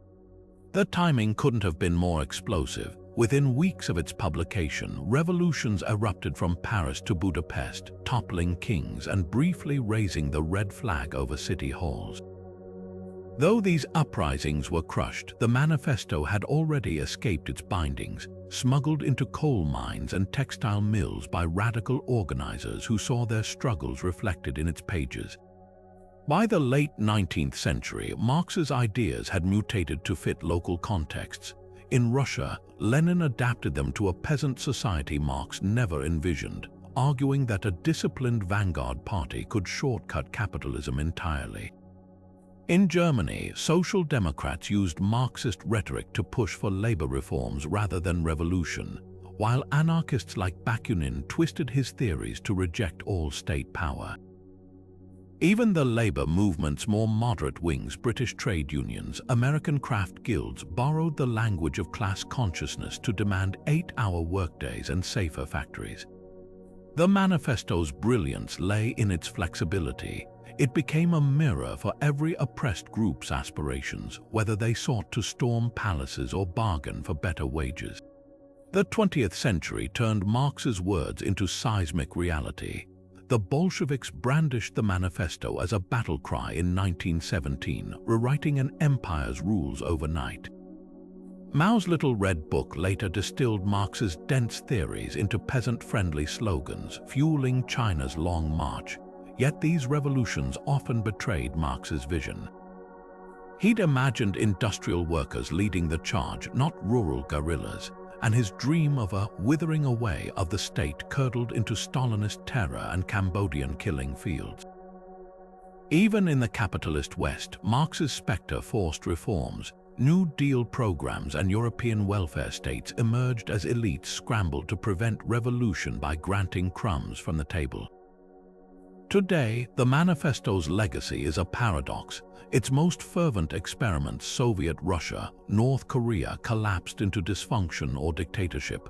Yet its critiques feel eerily relevant in an age of gig economy precarity and trillion-dollar tech monopolies. When Amazon warehouse workers organize against surveillance algorithms, or when millions chant, "We are the 99%, they're channeling the same indignation Marx weaponized in 1848. The pamphlet that began as a fringe rant now sits in Harvard Business School syllabi, its warnings about capitalism's volatility studied by the very elites it sought to overthrow. Marx may have gotten some details wrong, but his central insight that unchecked inequality breeds instability still haunts boardrooms and picket lines alike. Like the ghost he described, his ideas refuse to die, lingering wherever power concentrates and the dispossessed start asking, whose hands built this world and why don't they share in its wealth? The crackle of telegraph wires and the thunder of locomotives announced a war unlike any the world had seen before. When Confederate guns opened fire on Fort Sumter in April 1861, both sides still imagined a quick Napoleonic clash of bayonets and banners. What unfolded instead was history's first industrialized conflict, a gruesome preview of 20th century warfare where railroad timetables and encrypted telegrams mattered as much as cavalry charges. The Union's advantage wasn't just numbers or moral righteousness. It lay in the muscle of 22,000 miles of track and the lightning speed of Morse code. Supply depots like Nashville's became pulsating nerve centers, where boxcars disgorged rifles from Massachusetts and beef from Chicago directly to the front lines. The Confederacy, with just 9,000 miles of fragmented rail, watched helplessly as their locomotives wheezed from lack of replacement parts, many ripped up from lesser lines and melted down for cannon metal. This logistical revolution transformed battlefields too. At Second Bull Run, Union General John Pope telegraphed for reinforcements from Washington, only to have his messages intercepted and his army encircled. Later, Lincoln would haunt the War Department's telegraph office like a ghost, monitoring real-time dispatches from Shiloh and Antietam, unprecedented immediacy that let him prod sluggish generals like McClellan with frustration that still crackles in his wires. If you're not using the army, I should like to borrow it. Yet technology's gifts came with gruesome trade-offs. The same railroads that delivered fresh troops to Gettysburg hauled away wagon loads of amputated limbs, while the telegraph's sterile summaries reduced human suffering to casualty counts and grid coordinates. War was no longer intimate. It had become a mechanized beast. Midway through this carnage, the conflict's purpose pivoted dramatically. Lincoln's Emancipation Proclamation in January 1863 didn't just free slaves in rebel territory, it weaponized liberation as Union troops advanced. Nearly 200,000 black men, many formerly enslaved, enlisted, their courage at Fort Wagner and Petersburg shattering racist myths about their fitness to fight. Southern planters recoiled as their human property became blue-clad soldiers, while Northern workers feared freedmen would steal their jobs. Yet the war's moral compass had irreversibly shifted. When Lincoln hallowed the dead at Gettysburg that November, he didn't mention railroads or tariffs. He invoked a new birth of freedom, framing the struggle as democracy's reckoning with its original sin. The war's endgame revealed these twin revolutions full force. Sherman's march to the sea was less a military campaign than a systematic demolition of Confederate infrastructure, his engineers twisting railroad rails into Sherman's neckties around Georgia pine trees. Meanwhile, the 13th Amendment raced toward ratification, its progress tracked in newspapers via telegraph updates. When Lee surrendered at Appomattox in April 1865, the railroad junction there had already been destroyed, strangling his army's last hope of escape. The war that began with romantic notions of honor ended with industrialized destruction and an uncompromising truth. A nation could survive neither half enslaved nor half modernized. The tracks and wires that stitched the Union back together would also bind it to an uncertain future, one where freedom and technology advanced together for better or worse. For 250 years, Japan had been a nation frozen in time, shoguns ruling from Edo, samurai enforcing feudal codes, and foreign ships met with cannon fire. Then, in 1868, a handful of young samurai staged a coup so audacious it would make their ancestors gasp. They didn't just overthrow the Tokugawa shogunate, they dragged Japan kicking and screaming into the modern age, all to avoid the humiliating fate of China carved into spheres of influence by Western powers. The Meiji Restoration wasn't a gentle transition. It was a controlled explosion of tradition, fueled by one terrifying realization: industrialize or perish. What followed was perhaps history's most astonishing makeover. The Meiji oligarchs, men like Ito Hirobumi and Yamagata Aritomo, acted with the urgency of doctors performing battlefield triage. Samurai swords were melted down to build railroads. Dutch textbooks, once smuggled like contraband, became blueprints for telegraph lines and steamship yards. The government imported thousands of Western experts, engineers to lay tracks, military advisors to drill conscript armies, even a British architect to design Tokyo's first gaslit streets. In a single generation, Japan vaulted from feudalism to factories, constructing its first cotton mills in Osaka using machines reverse-engineered from Lancashire designs. But this wasn't blind mimicry. The Japanese genius lay in their selective borrowing, adopting Prussian militarism, British naval tactics, and American education reforms while clinging to Shinto ideology as spiritual ballast. When the Iwakura mission toured Europe and America from 1871 to 1873, its members didn't just gawk at technology, they dissected governance systems, noting how Belgium's centralized schools could mold loyal citizens. Back home, peasant children now memorized the imperial rescript on education, which blended Confucian ethics with worship of the divine emperor. The results defied all logic. By 1895, Japan shocked the world by annihilating China's fleet in the First Sino-Japanese War, a victory sealed with the seizure of Taiwan. A decade later, they humiliated Russia at Tsushima Strait, sinking 33 ships in a single day. For the first time in modern history, an Asian power had defeated a European empire in open combat. Tokyo's elite celebrated with champagne and waltzes, but beneath the surface simmered darker ambitions. The same modernization that saved Japan from colonization soon fueled its own imperial hunger, annexing Korea in 1910 and eyeing Manchuria's resources. The Meiji paradox endures to this day. A nation that reinvented itself to resist Western dominance ultimately adopted imperialism's cruelest playbook. Yet its metamorphosis remains a masterclass in survival.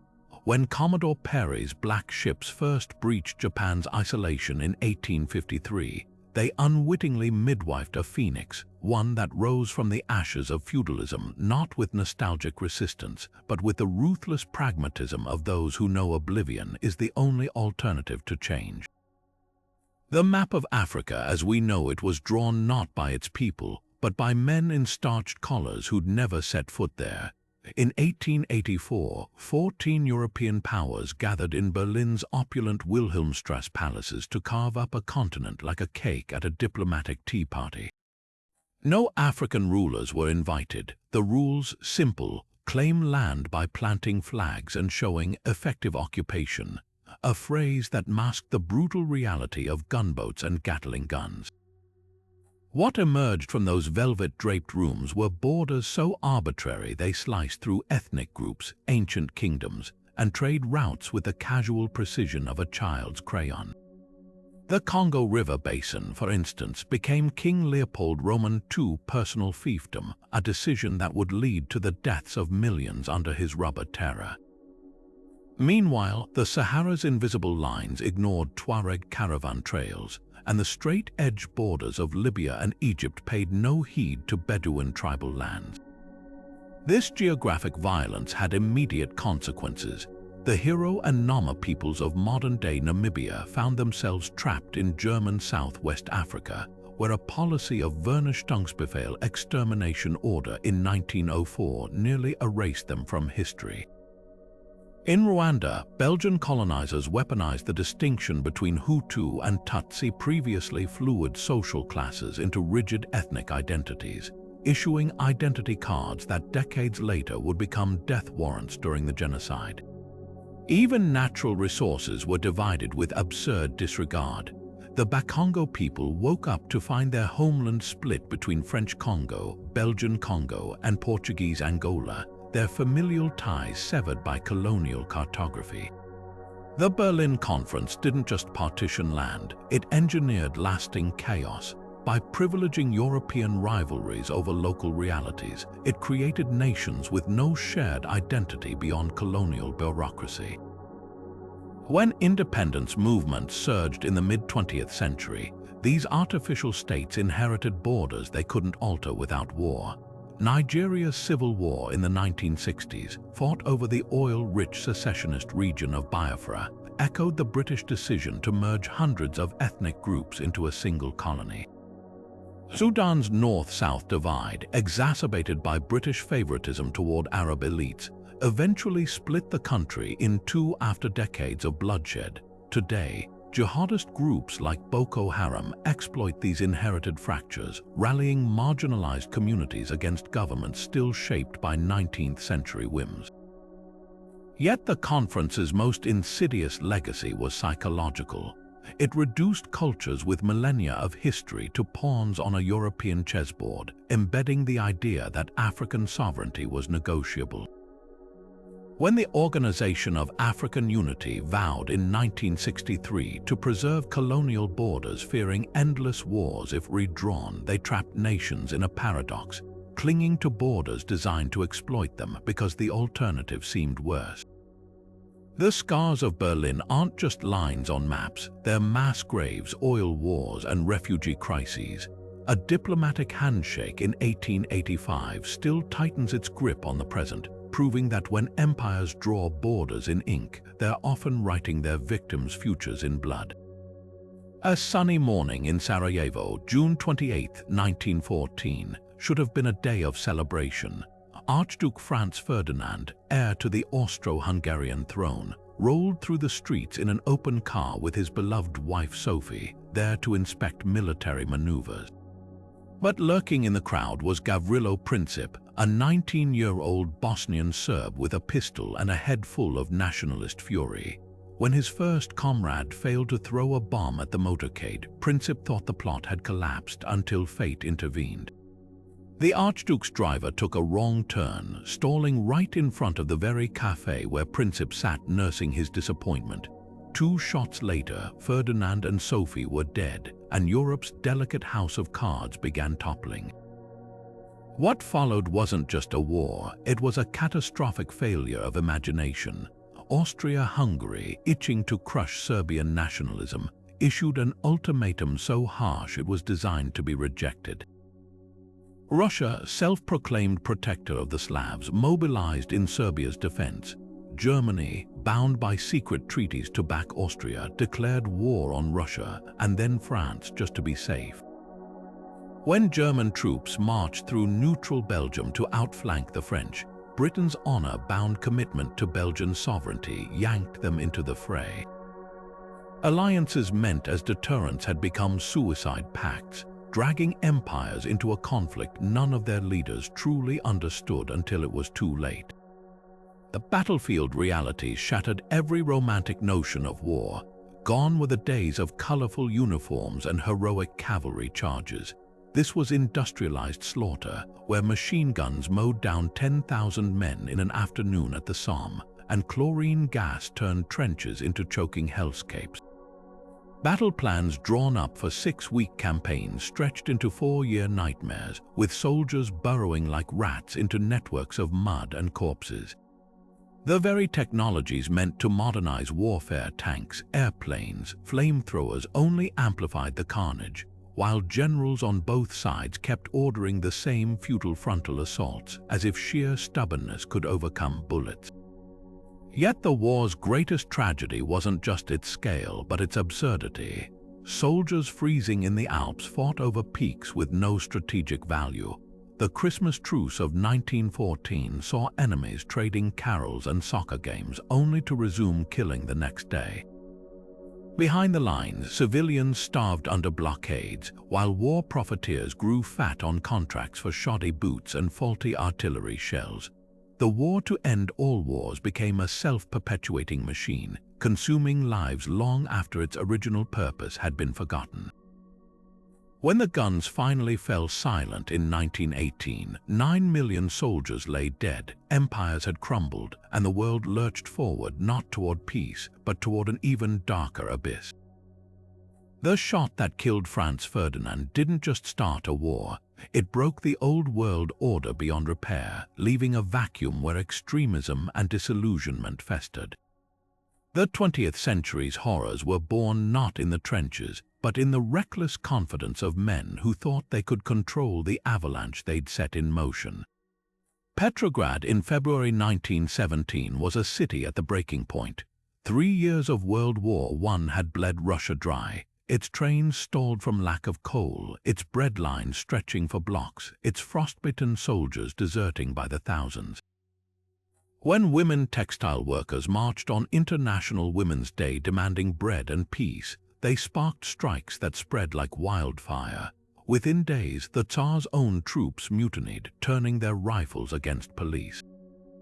Nicholas II, watching his empire dissolve from a distant military headquarters, scribbled in his diary, "Treason, cowardice, and deceit everywhere."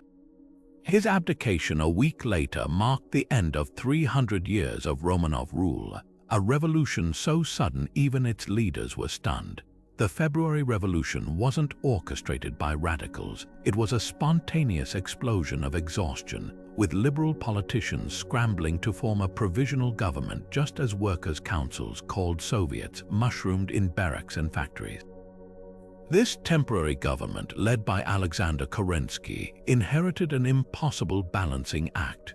While promising democratic reforms and continuing the unpopular war, it waffled on land redistribution peasants desperately wanted. Meanwhile, Vladimir Lenin, exiled in Switzerland, was racing home with German help, recognizing the Soviets' untapped power.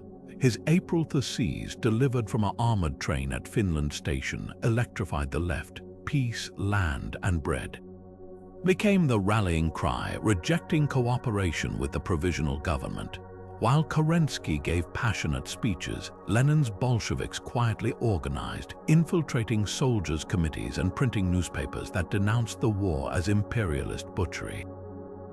The summer brought catastrophe. Kerensky's failed offensive against Germany sparked mass desertions, while Bolshevik-led protests in July nearly toppled the government before being crushed. Lenin fled to Finland, disguising himself with a wig, but the stage was set for his return. October's coup unfolded with eerie precision. While Kerensky distracted himself hunting imaginary right-wing plots, Leon Trotsky, the Bolsheviks' fiery orator, marshaled Red Guards to seize post offices, bridges, and the telephone exchange. The climactic storming of the Winter Palace was more chaos than glory. Most defenders had fled, and the famous attack was later restaged for propaganda films. But the effect was real. By morning, Lenin proclaimed Soviet power with decrees ending the war and handing land to peasants. The contrast between February's messy idealism and October's cold efficiency couldn't be starker. One a popular uprising, the other a tightly plotted seizure by a fringe party claiming to speak for the masses. Yet the revolution's true turning point came after the takeover. When elections for a constituent assembly in November gave the socialist revolutionaries a majority, Lenin simply dissolved it with bayonets, declaring all power to the Soviets meant Bolshevik Soviets alone. The Cheka, his secret police, began hunting counter-revolutionaries as the country plunged into civil war. What began with cries for freedom ended with a one-party state that would redefine tyranny for the 20th century. The revolution's tragedy wasn't just its betrayal of democracy, it was how convincingly that betrayal was sold as liberation. The skyscrapers of Wall Street gleamed with an almost manic energy in the summer of 1929. Stock prices had been climbing for years, fueled by a dangerous cocktail of easy credit, speculative greed, and unshakable confidence that the boom would never end. Barber shops and taxi drivers buzzed with tips about the next hot stock, while investors bought shares on margin, putting down just 10% in cash and borrowing the rest, betting future profits would cover the debt. Then came Black Thursday, October 24th, when the illusion shattered. Panic selling triggered a cascade of margin calls, forcing investors to dump stocks at any price. Ticker tapes lagged hours behind the chaos as 13 million shares changed hands in a single day. By the following Tuesday, the market had lost 25% of its value, wiping out fortunes equivalent to 10 times the entire federal budget. But the crash wasn't just a financial event, it was a seismic rupture in the global economy. American banks, reeling from bad loans, called in debts from Europe, accelerating Germany's banking collapse and deepening the Weimar Republic's instability. Commodity prices imploded, crushing farmers from Iowa to Argentina who'd borrowed against future harvests. Within 3 years, unemployment in the U.S. reached 25%, soup kitchens stretched for city blocks, and shanty towns sarcastically dubbed Hoovervilles sprouted in parks. The psychological toll was equally devastating. Suicide rates spiked, and once proud businessmen sold apples on street corners to avoid charity. Yet from this wreckage emerged one of history's most audacious experiments in government intervention. Franklin Roosevelt's New Deal didn't just tinker at the edges, it redefined the relationship between citizens and the state. The Civilian Conservation Corps put 3 million young men to work planting forests and building trails, while the Tennessee Valley Authority brought electricity to impoverished rural communities. Social Security, enacted in 1935, recognized that economic security wasn't a privilege but a right. Critics called it socialism, but Roosevelt framed it as pragmatic salvation. The test of our progress is not whether we add more to the abundance of those who have much, it is whether we provide enough for those who have too little. The crash's legacy isn't just in the regulations it birthed, like the Securities and Exchange Commission to police markets, but in the painful lesson it seared into collective memory. Speculative bubbles still inflate and burst, but the New Deal's safety nets ensured that future downturns wouldn't plunge families into absolute despair. When glass skyscrapers again dominate financial districts, their foundations rest on the hard-won wisdom that unchecked greed isn't just immoral, it's catastrophically unsustainable. Germany in 1933 was a nation tearing itself apart. The Weimar Republic, born from revolution and military defeat in 1918, had been a bold experiment democracy rising from the ashes of empire.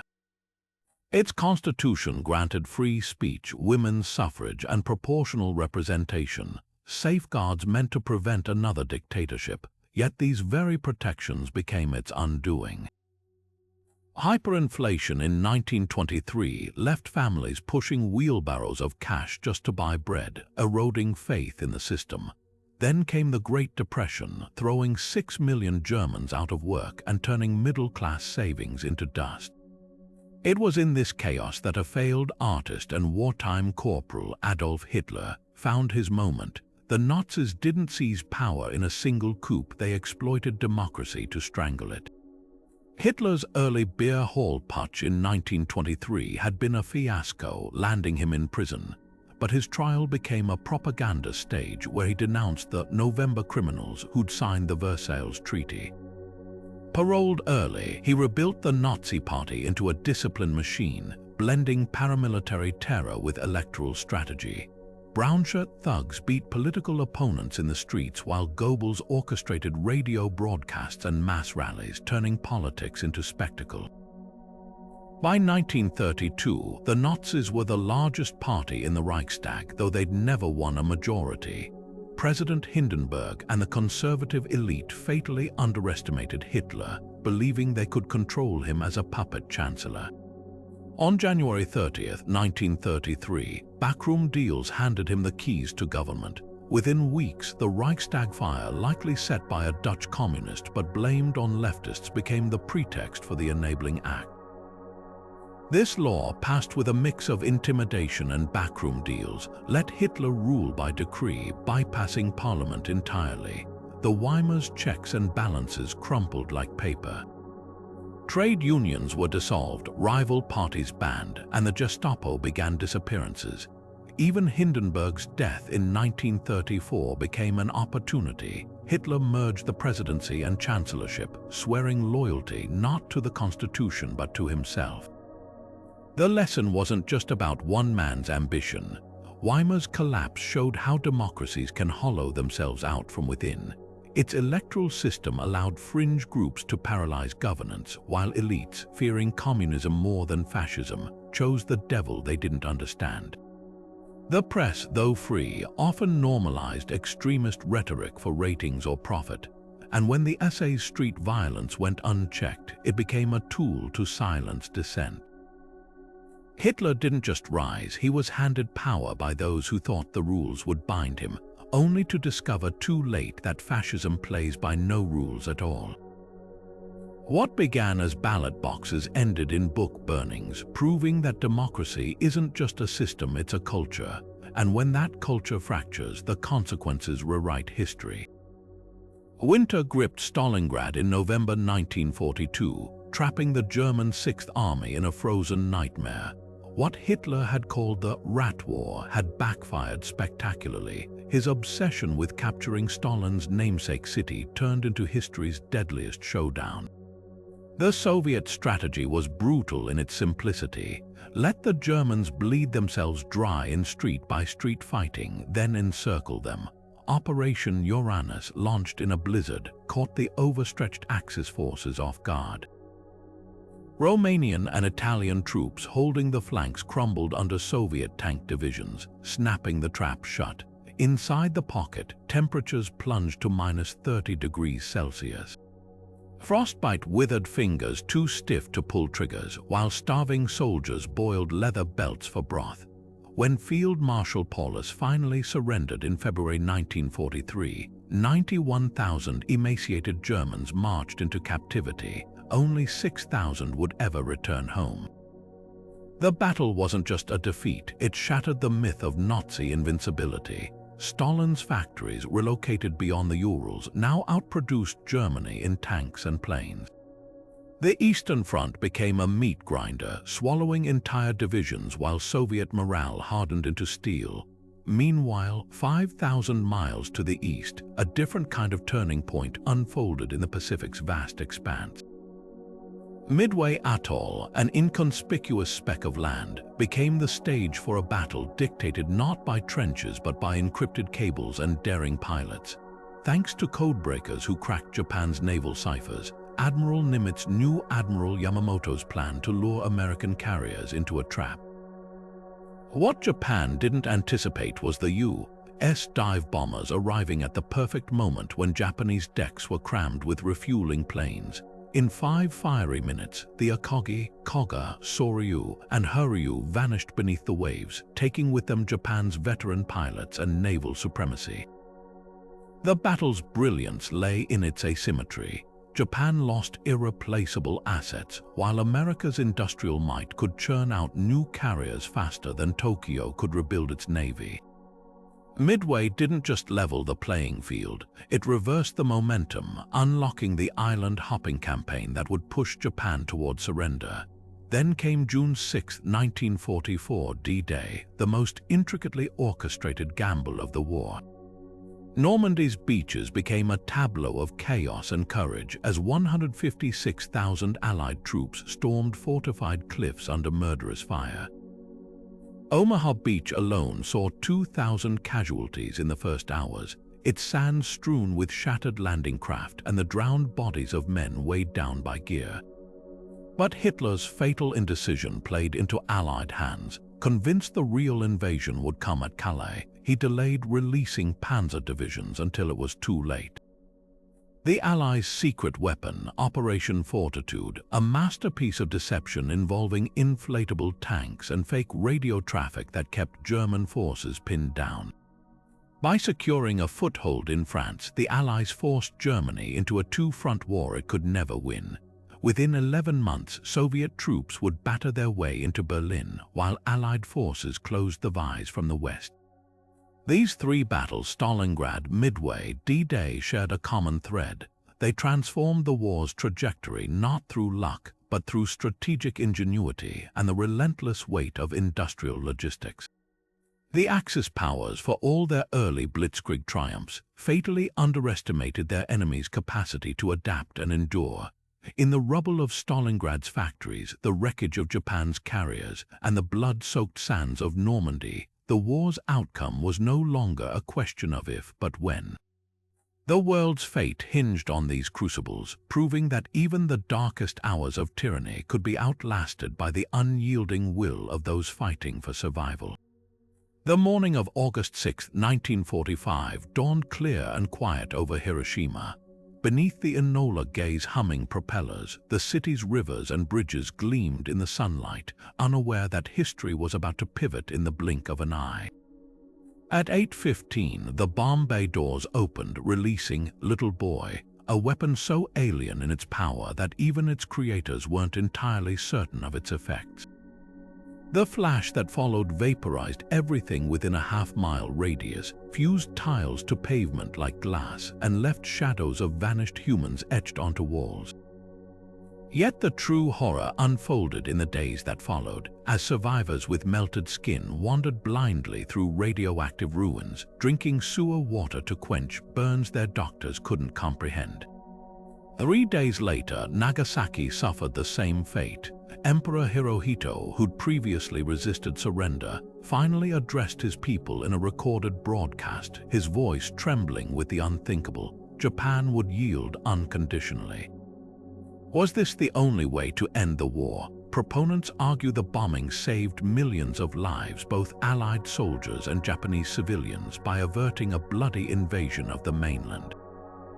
Military planners projected Operation Downfall. The planned assault on Japan's home islands could cost 1 million Allied casualties and 10 times as many Japanese deaths. After Okinawa's carnage, where civilians leaped from cliffs rather than surrender, the prospect of fighting street by street through Tokyo seemed unthinkable. Even after Hiroshima, Japan's war council remained deadlocked, with hardliners still demanding guarantees the emperor wouldn't be deposed. The Nagasaki bombing, coupled with the Soviet declaration of war on August 9th, shattered their last illusions of negotiation.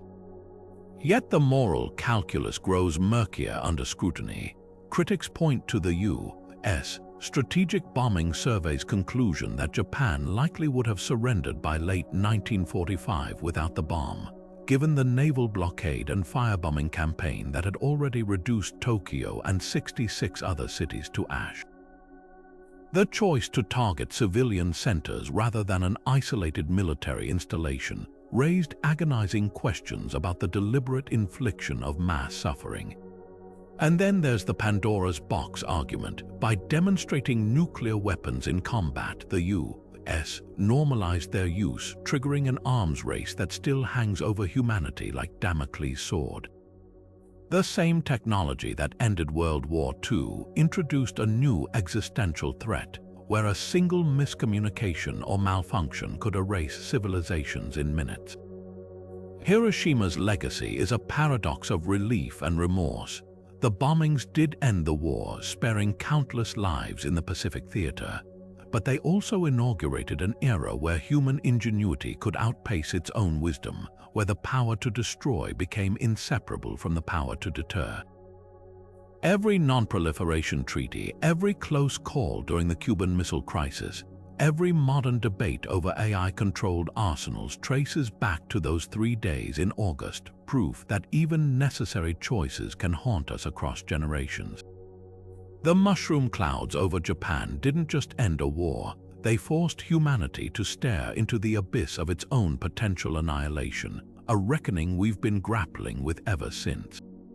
Mohandas Gandhi spun his charkha in a small village near Calcutta, spinning not just thread but an entire philosophy of resistance. His concept of satyagraha soul force was unlike any independence movement the world had seen. When British police cracked down on peaceful protesters at Dandi during the Salt March, beating them with steel-tipped lathis as they knelt praying, the moral shockwaves circled the globe. Newspapers carried photos of emaciated hunger strikers and unarmed crowds facing down rifles, turning colonial oppression into a spectacle that even Winston Churchill's rhetoric couldn't justify. By 1947, this relentless moral pressure had exhausted an empire. Britain announced it would leave India by June of the following year. But beneath the triumph lurked a tragedy waiting to unfold. The same year that saw non-violence triumph against colonialism also witnessed some of the worst religious bloodshed in modern history. As the British hastily partitioned their former colony into Hindu-majority India and Muslim-majority Pakistan, entire train carriages began arriving at stations filled with butchered families, Hindus slaughtered fleeing Pakistan, Muslims massacred escaping India. In Punjab alone, estimates suggest nearly 1 million died in the chaos, with 15 million displaced. The contrast couldn't have been starker. Gandhi was touring riot-torn villages, fasting unto death to stop the killing, while just miles away, mobs carried out atrocities with meat cleavers and gasoline. What made this divergence so jarring was how deeply both impulses, Gandhi's saintly restraint and the sectarian fury, were rooted in India's struggle. The Muslim League's Muhammad Ali Jinnah, once a secular nationalist, had grown convinced that Hindus would dominate an independent India. His demand for a separate homeland gained traction not through idealism but through fear. When direct action protests turned violent in 1946, with Hindu and Muslim mobs carving up Calcutta's streets in what became known as the Great Killing, the die was cast. Partition wasn't just a political solution. It was a wound ripped open by mutual suspicion and colonial divide and rule policies that pitted communities against each other for decades. The aftermath revealed the cruel irony of nonviolent victory. Gandhi's greatest achievement, India's freedom, came at the cost of the unity he cherished. His assassination in January 1948 by a Hindu extremist who blamed him for being too soft on Muslims symbolized how quickly idealism could be swallowed by hatred. Yet his legacy persisted. The civil rights movements in America, the anti-apartheid struggle in South Africa, even the Velvet Revolutions of Eastern Europe all drew from his playbook. Meanwhile, Pakistan's birth trauma left scars that never fully healed, from the Bangladesh genocide of 1971 to modern sectarian tensions.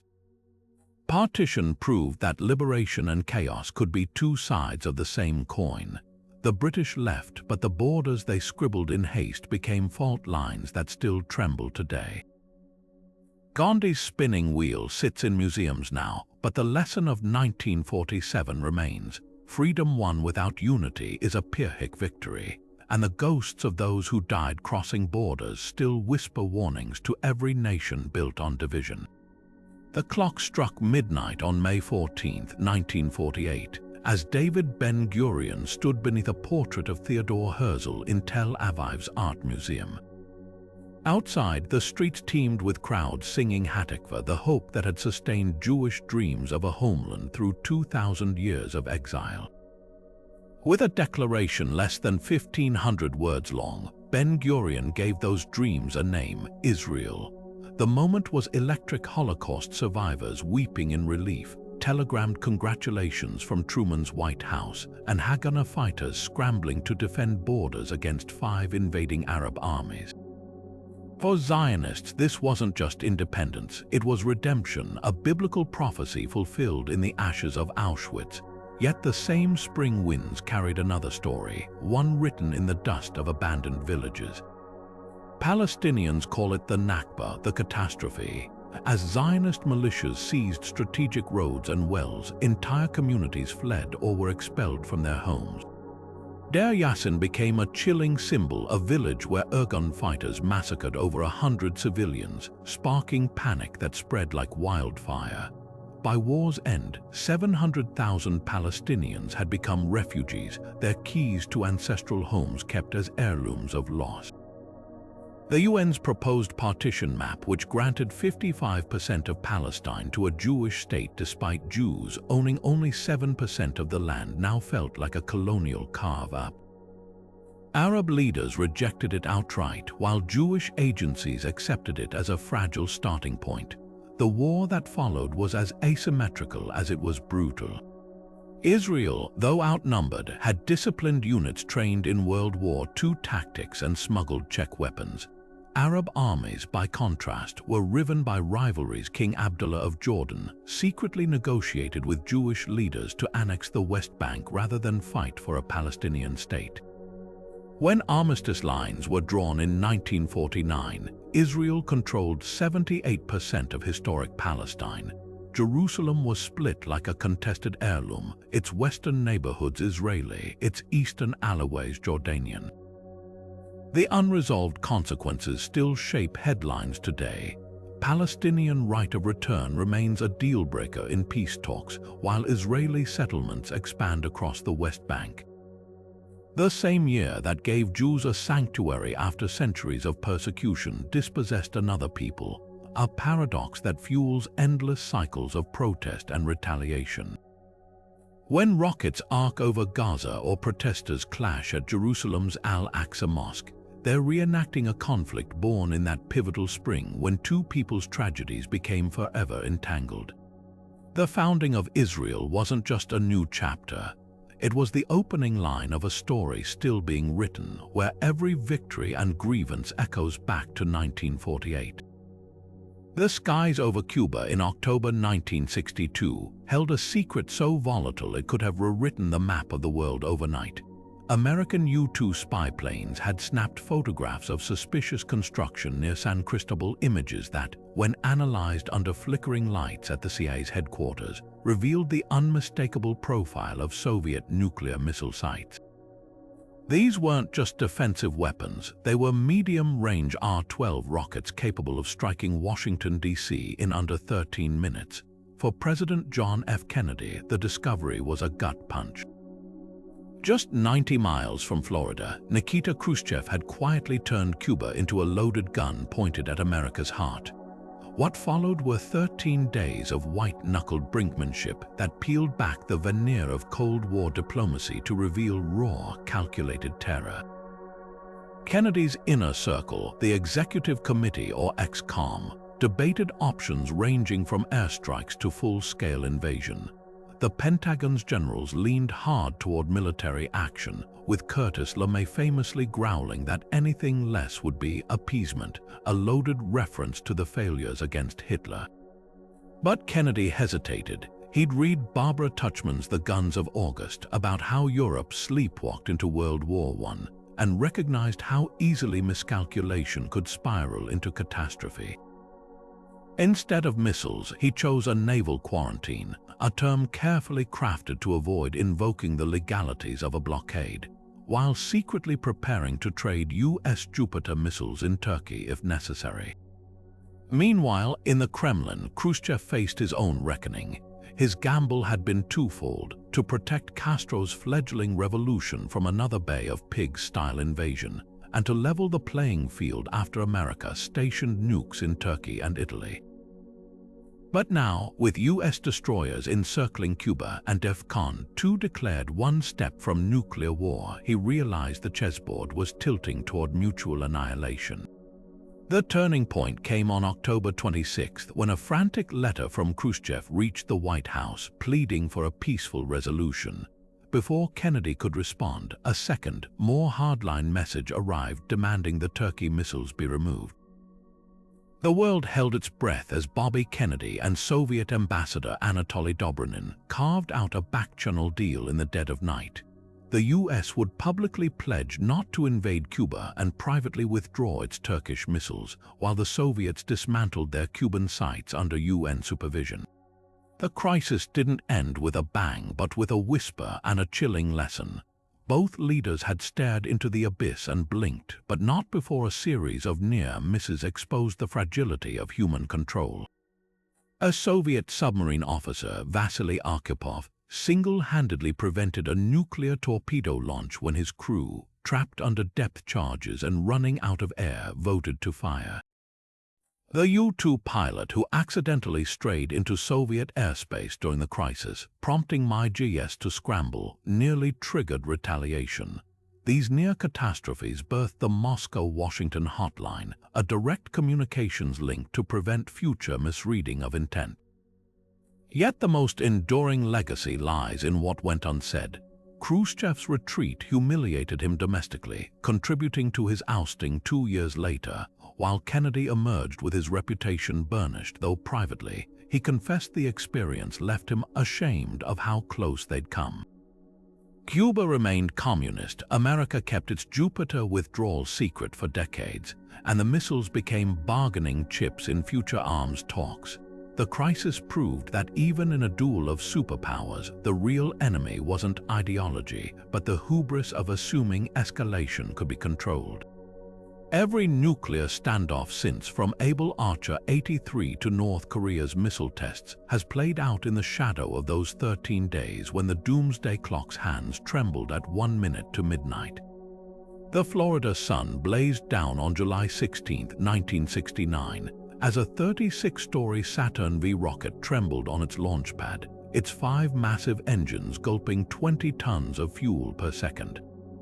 Inside the command module, 300 feet above the ground, Neil Armstrong's heartbeat registered a steady 110 beats per minute, remarkably calm for a man about to ride a controlled explosion into history. The countdown reached 0, and with a roar that rattled windows miles away, Apollo 11 tore through the atmosphere, carrying not just astronauts but the hopes of a nation locked in a Cold War battle for cosmic supremacy.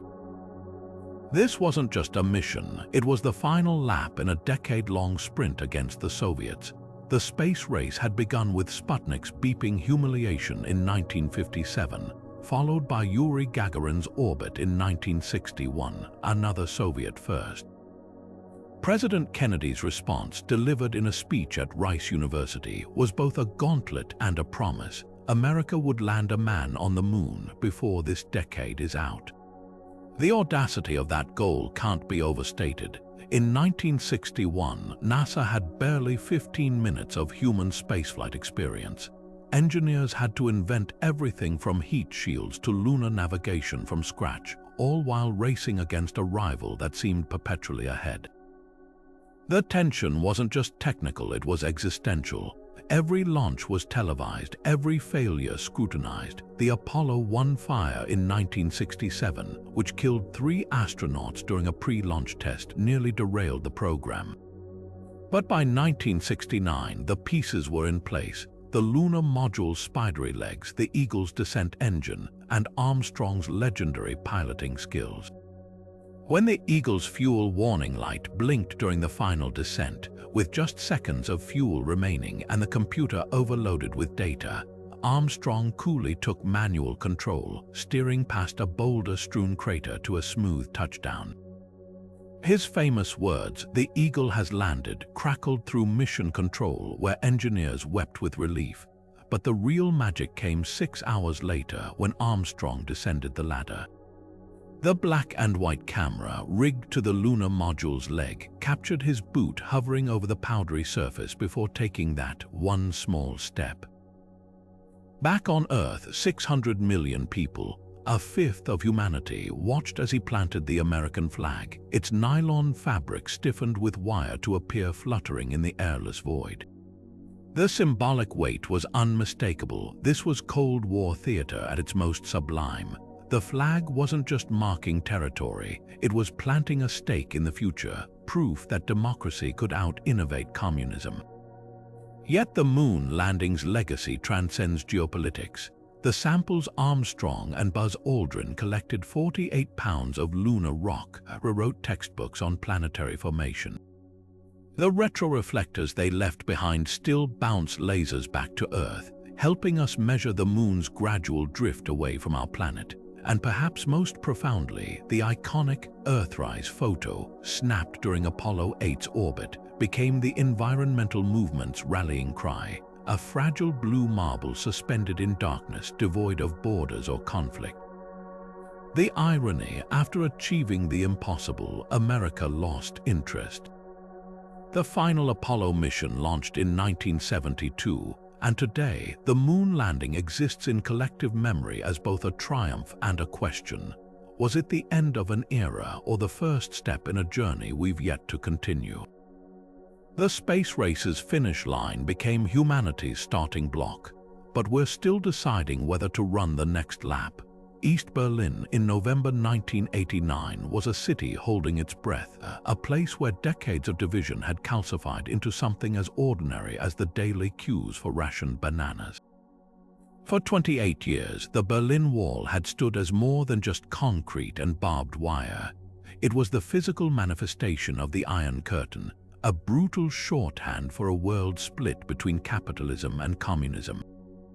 But on the evening of November 9th, a bureaucratic slip of the tongue would turn into history's most consequential misunderstanding.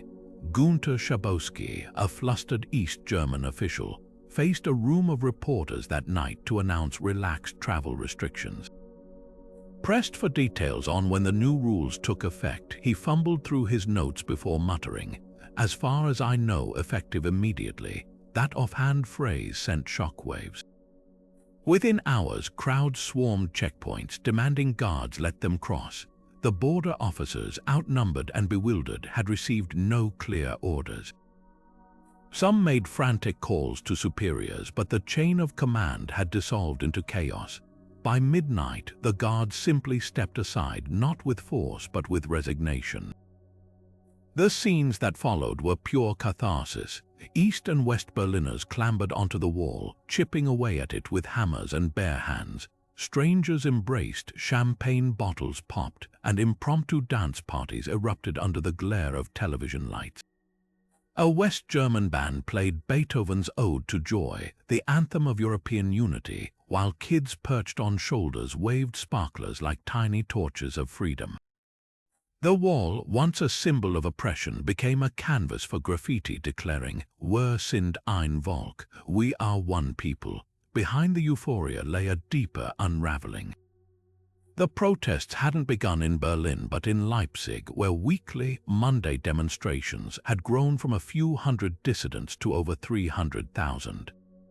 East Germany's Stasi, the notorious secret police, had files on 6 million citizens, yet even their vast network of informants couldn't stem the tide. When Soviet leader Mikhail Gorbachev refused to send tanks, as his predecessors had in Hungary in '56 or Czechoslovakia in '68, the regime lost its lifeline. The world watched in awe as a dictatorship crumbled not from invasion or coup, but from candlelit vigils and the sheer weight of people chanting, "Wir wollen raus." We want out. The fall didn't just redraw a city, it rewrote geopolitics. Within a year, Germany reunified, Eastern Bloc nations held free elections, and the Soviet Union itself dissolved. The Cold War's endgame wasn't fought with missiles but with leaks of information, of hope, of ordinary people realizing their power. Today, fragments of the wall sit in museums and gardens worldwide, souvenirs of a barrier meant to last a century that fell in a single night. Its legacy whispers a quiet truth: no wall is taller than the will of those who refuse to be caged. September 11, 2001, dawned as crisp and clear as any New York autumn morning until the sky itself became a weapon. At 8:46 a.m., American Airlines Flight 11 tore through the North Tower of the World Trade Center, its impact leaving a gaping wound of fire and twisted steel. 17 minutes later, United Airlines Flight 175 slammed into the South Tower, erasing any doubt this was an attack. The images seared into global consciousness: office workers waving shirts from shattered windows, ash-covered faces staring vacantly at the carnage, and finally, the towers collapsing in surreal, slow-motion avalanches of concrete and humanity. In less than 2 hours, 2,996 lives vanished, not just Americans, but citizens from 90 countries reshaping the 21st century in ways the hijackers could never have imagined. The immediate aftermath was a blur of raw nerves and reflexive defiance. For the first time in its history, NATO invoked Article 5, declaring the attack on one member an attack on all.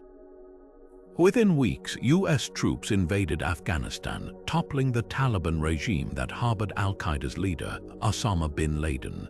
But the mission quickly morphed from targeted retaliation into a sprawling war on terror, a phrase as nebulous as it was transformative.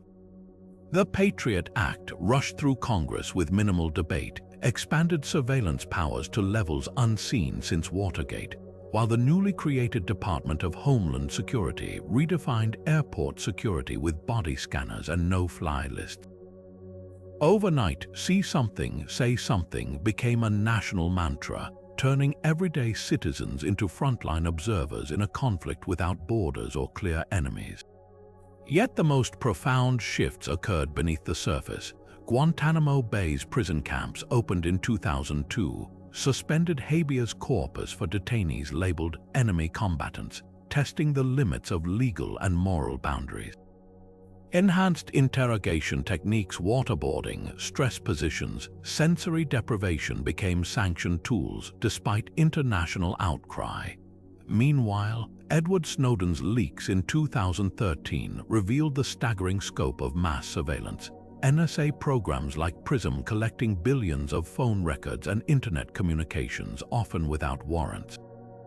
The trade-off between safety and privacy was no longer theoretical. It was embedded in the code of everyday life. Globally, the ripple effects were equally seismic.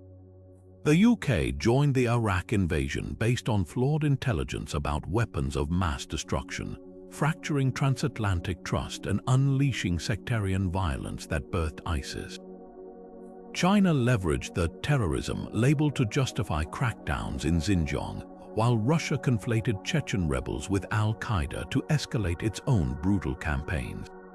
Even architecture transformed: skyscrapers redesigned blast-resistant facades, and public squares installed concrete bollards as permanent reminders of vulnerability. 20 years later, the legacy of 9/11 is a paradox. Bin Laden's death in 2011 brought symbolic closure, yet Al-Qaeda's ideology metastasized into new franchises from Yemen to the Sahel. The trillions spent on wars and surveillance could neither eradicate terror nor restore the pre-9/11 illusion of safety. What began as a strike against symbols of American power ended up rewriting the playbook for modern conflict, where drones replaced dogfights and fear outlives even the most formidable foes. The attacks didn't just topple towers, they shattered the very notion that security could ever again be taken for granted, leaving a world forever balancing on the knife's edge between vigilance and freedom. The first weeks of March 2020 felt like the world had slipped into a dystopian film. Streets emptied overnight, supermarket shelves were stripped bare of toilet paper and pasta, and a virus so small it couldn't be seen under an ordinary microscope brought humanity to a standstill. COVID-19 wasn't just a health crisis, it was a stress test for every system we'd built, exposing cracks in healthcare, governance, and even our social fabric. Lockdowns, once unthinkable in peacetime, became the blunt instrument of containment. Cities from Milan to Mumbai fell eerily silent, their cafes shuttered and playgrounds wrapped in police tape. In Italy, doctors faced horrific triage decisions, forced to choose which patients received ventilators. Meanwhile, in crowded Dhaka slums or Rio's favelas, social distancing was a cruel joke. How could you stay 6 feet apart when your family of 5 shared a single room? Yet amid the chaos, science delivered a glimmer of hope at breakneck speed. The development of mRNA vaccines by Pfizer and Moderna shattered previous records, compressing a process that normally took a decade into mere months.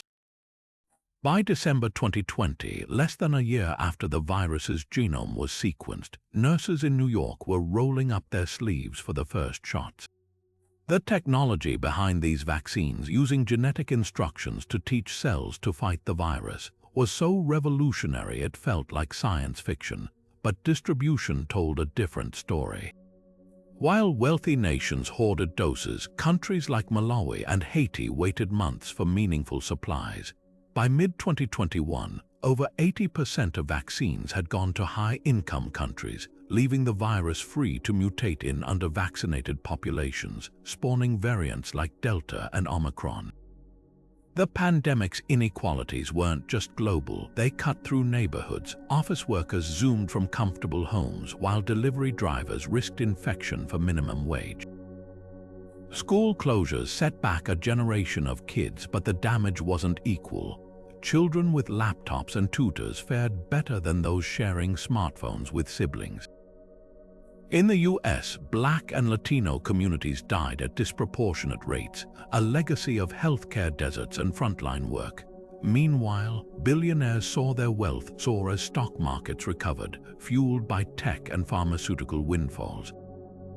The virus didn't create these divides, it held up a mirror to them, proving that while pathogens don't discriminate, societies do. Perhaps the most enduring legacy lies in how the pandemic rewired our behavior. Handshakes became elbow bumps, hybrid work entered the lexicon, and anxiety over coughs in public spaces lingered long after mandates lifted. It revealed both the fragility and resilience of human connection, how quickly we could isolate, yet how fiercely we'd improvise solutions, from balcony concerts in Madrid to mutual aid networks in Brooklyn. When the WHO declared COVID-19 no longer a global emergency in May 2023, it wasn't an all-clear but a reckoning. The next pandemic isn't a matter of if but when. And the real question isn't whether we'll develop vaccines fast enough. It's whether we'll finally build a world where protection isn't a privilege but a promise. History isn't a series of isolated events, it's a web where every thread pulls on another. The agricultural revolution didn't just change diets, it enabled cities which demanded writing, which preserved the laws that built empires. The printing press didn't merely spread ideas, it fueled revolutions that redrew maps, and those maps became battlegrounds for ideologies birthed in Inkai pamphlets. These turning points aren't dominoes falling in a straight line, their sparks igniting unpredictable chains of cause and effect. Columbus setting sail reshaped ecosystems through the Columbian Exchange, while a single shot in Sarajevo set off a war that birthed both Soviet communism and the welfare state. Every pivot we've explored, whether forged in the quiet of a monk's cell or the roar of a bombed city, rippled outward in ways no one could fully foresee. So here's the haunting question: which moments of our era will future historians mark as turning points? The rise of artificial intelligence already rewriting how we create and think, the climate crisis forcing reckonings with energy, borders, and survival. Or perhaps something quieter, a breakthrough in quantum computing or a social media post that inadvertently mobilizes millions. The irony of history is that we often miss its pivot points while living through them. The fall of Rome wasn't headlines for those pulling plows as Visigoths streamed through the gates. The peasants who burned manor records during the French Revolution didn't know they were helping birth modernity. That's why these stories matter, not just as records of the past, but as lenses for the present. If there's one lesson to take from these 50 hinges of history, it's that change rarely announces itself with trumpets. Sometimes it's a virus jumping species in a wet market, a scientist scribbling equations on a blackboard, or a tired seamstress refusing to give up her bus seat. The future isn't written by fate, but by countless small choices that accumulate into tidal shifts. Now it's your turn. Look around. What do you think will be the next great turning point? A breakthrough in fusion energy, the first human footprint on Mars, a political movement still gathering in the margins? Drop your predictions in the comments. Let's debate which of today's tremors might someday be remembered as earthquakes. After all, history isn't just something we study. It's something we're all making right now with every action we take or refuse to take. The next chapter's blank page is waiting. What will we write on it?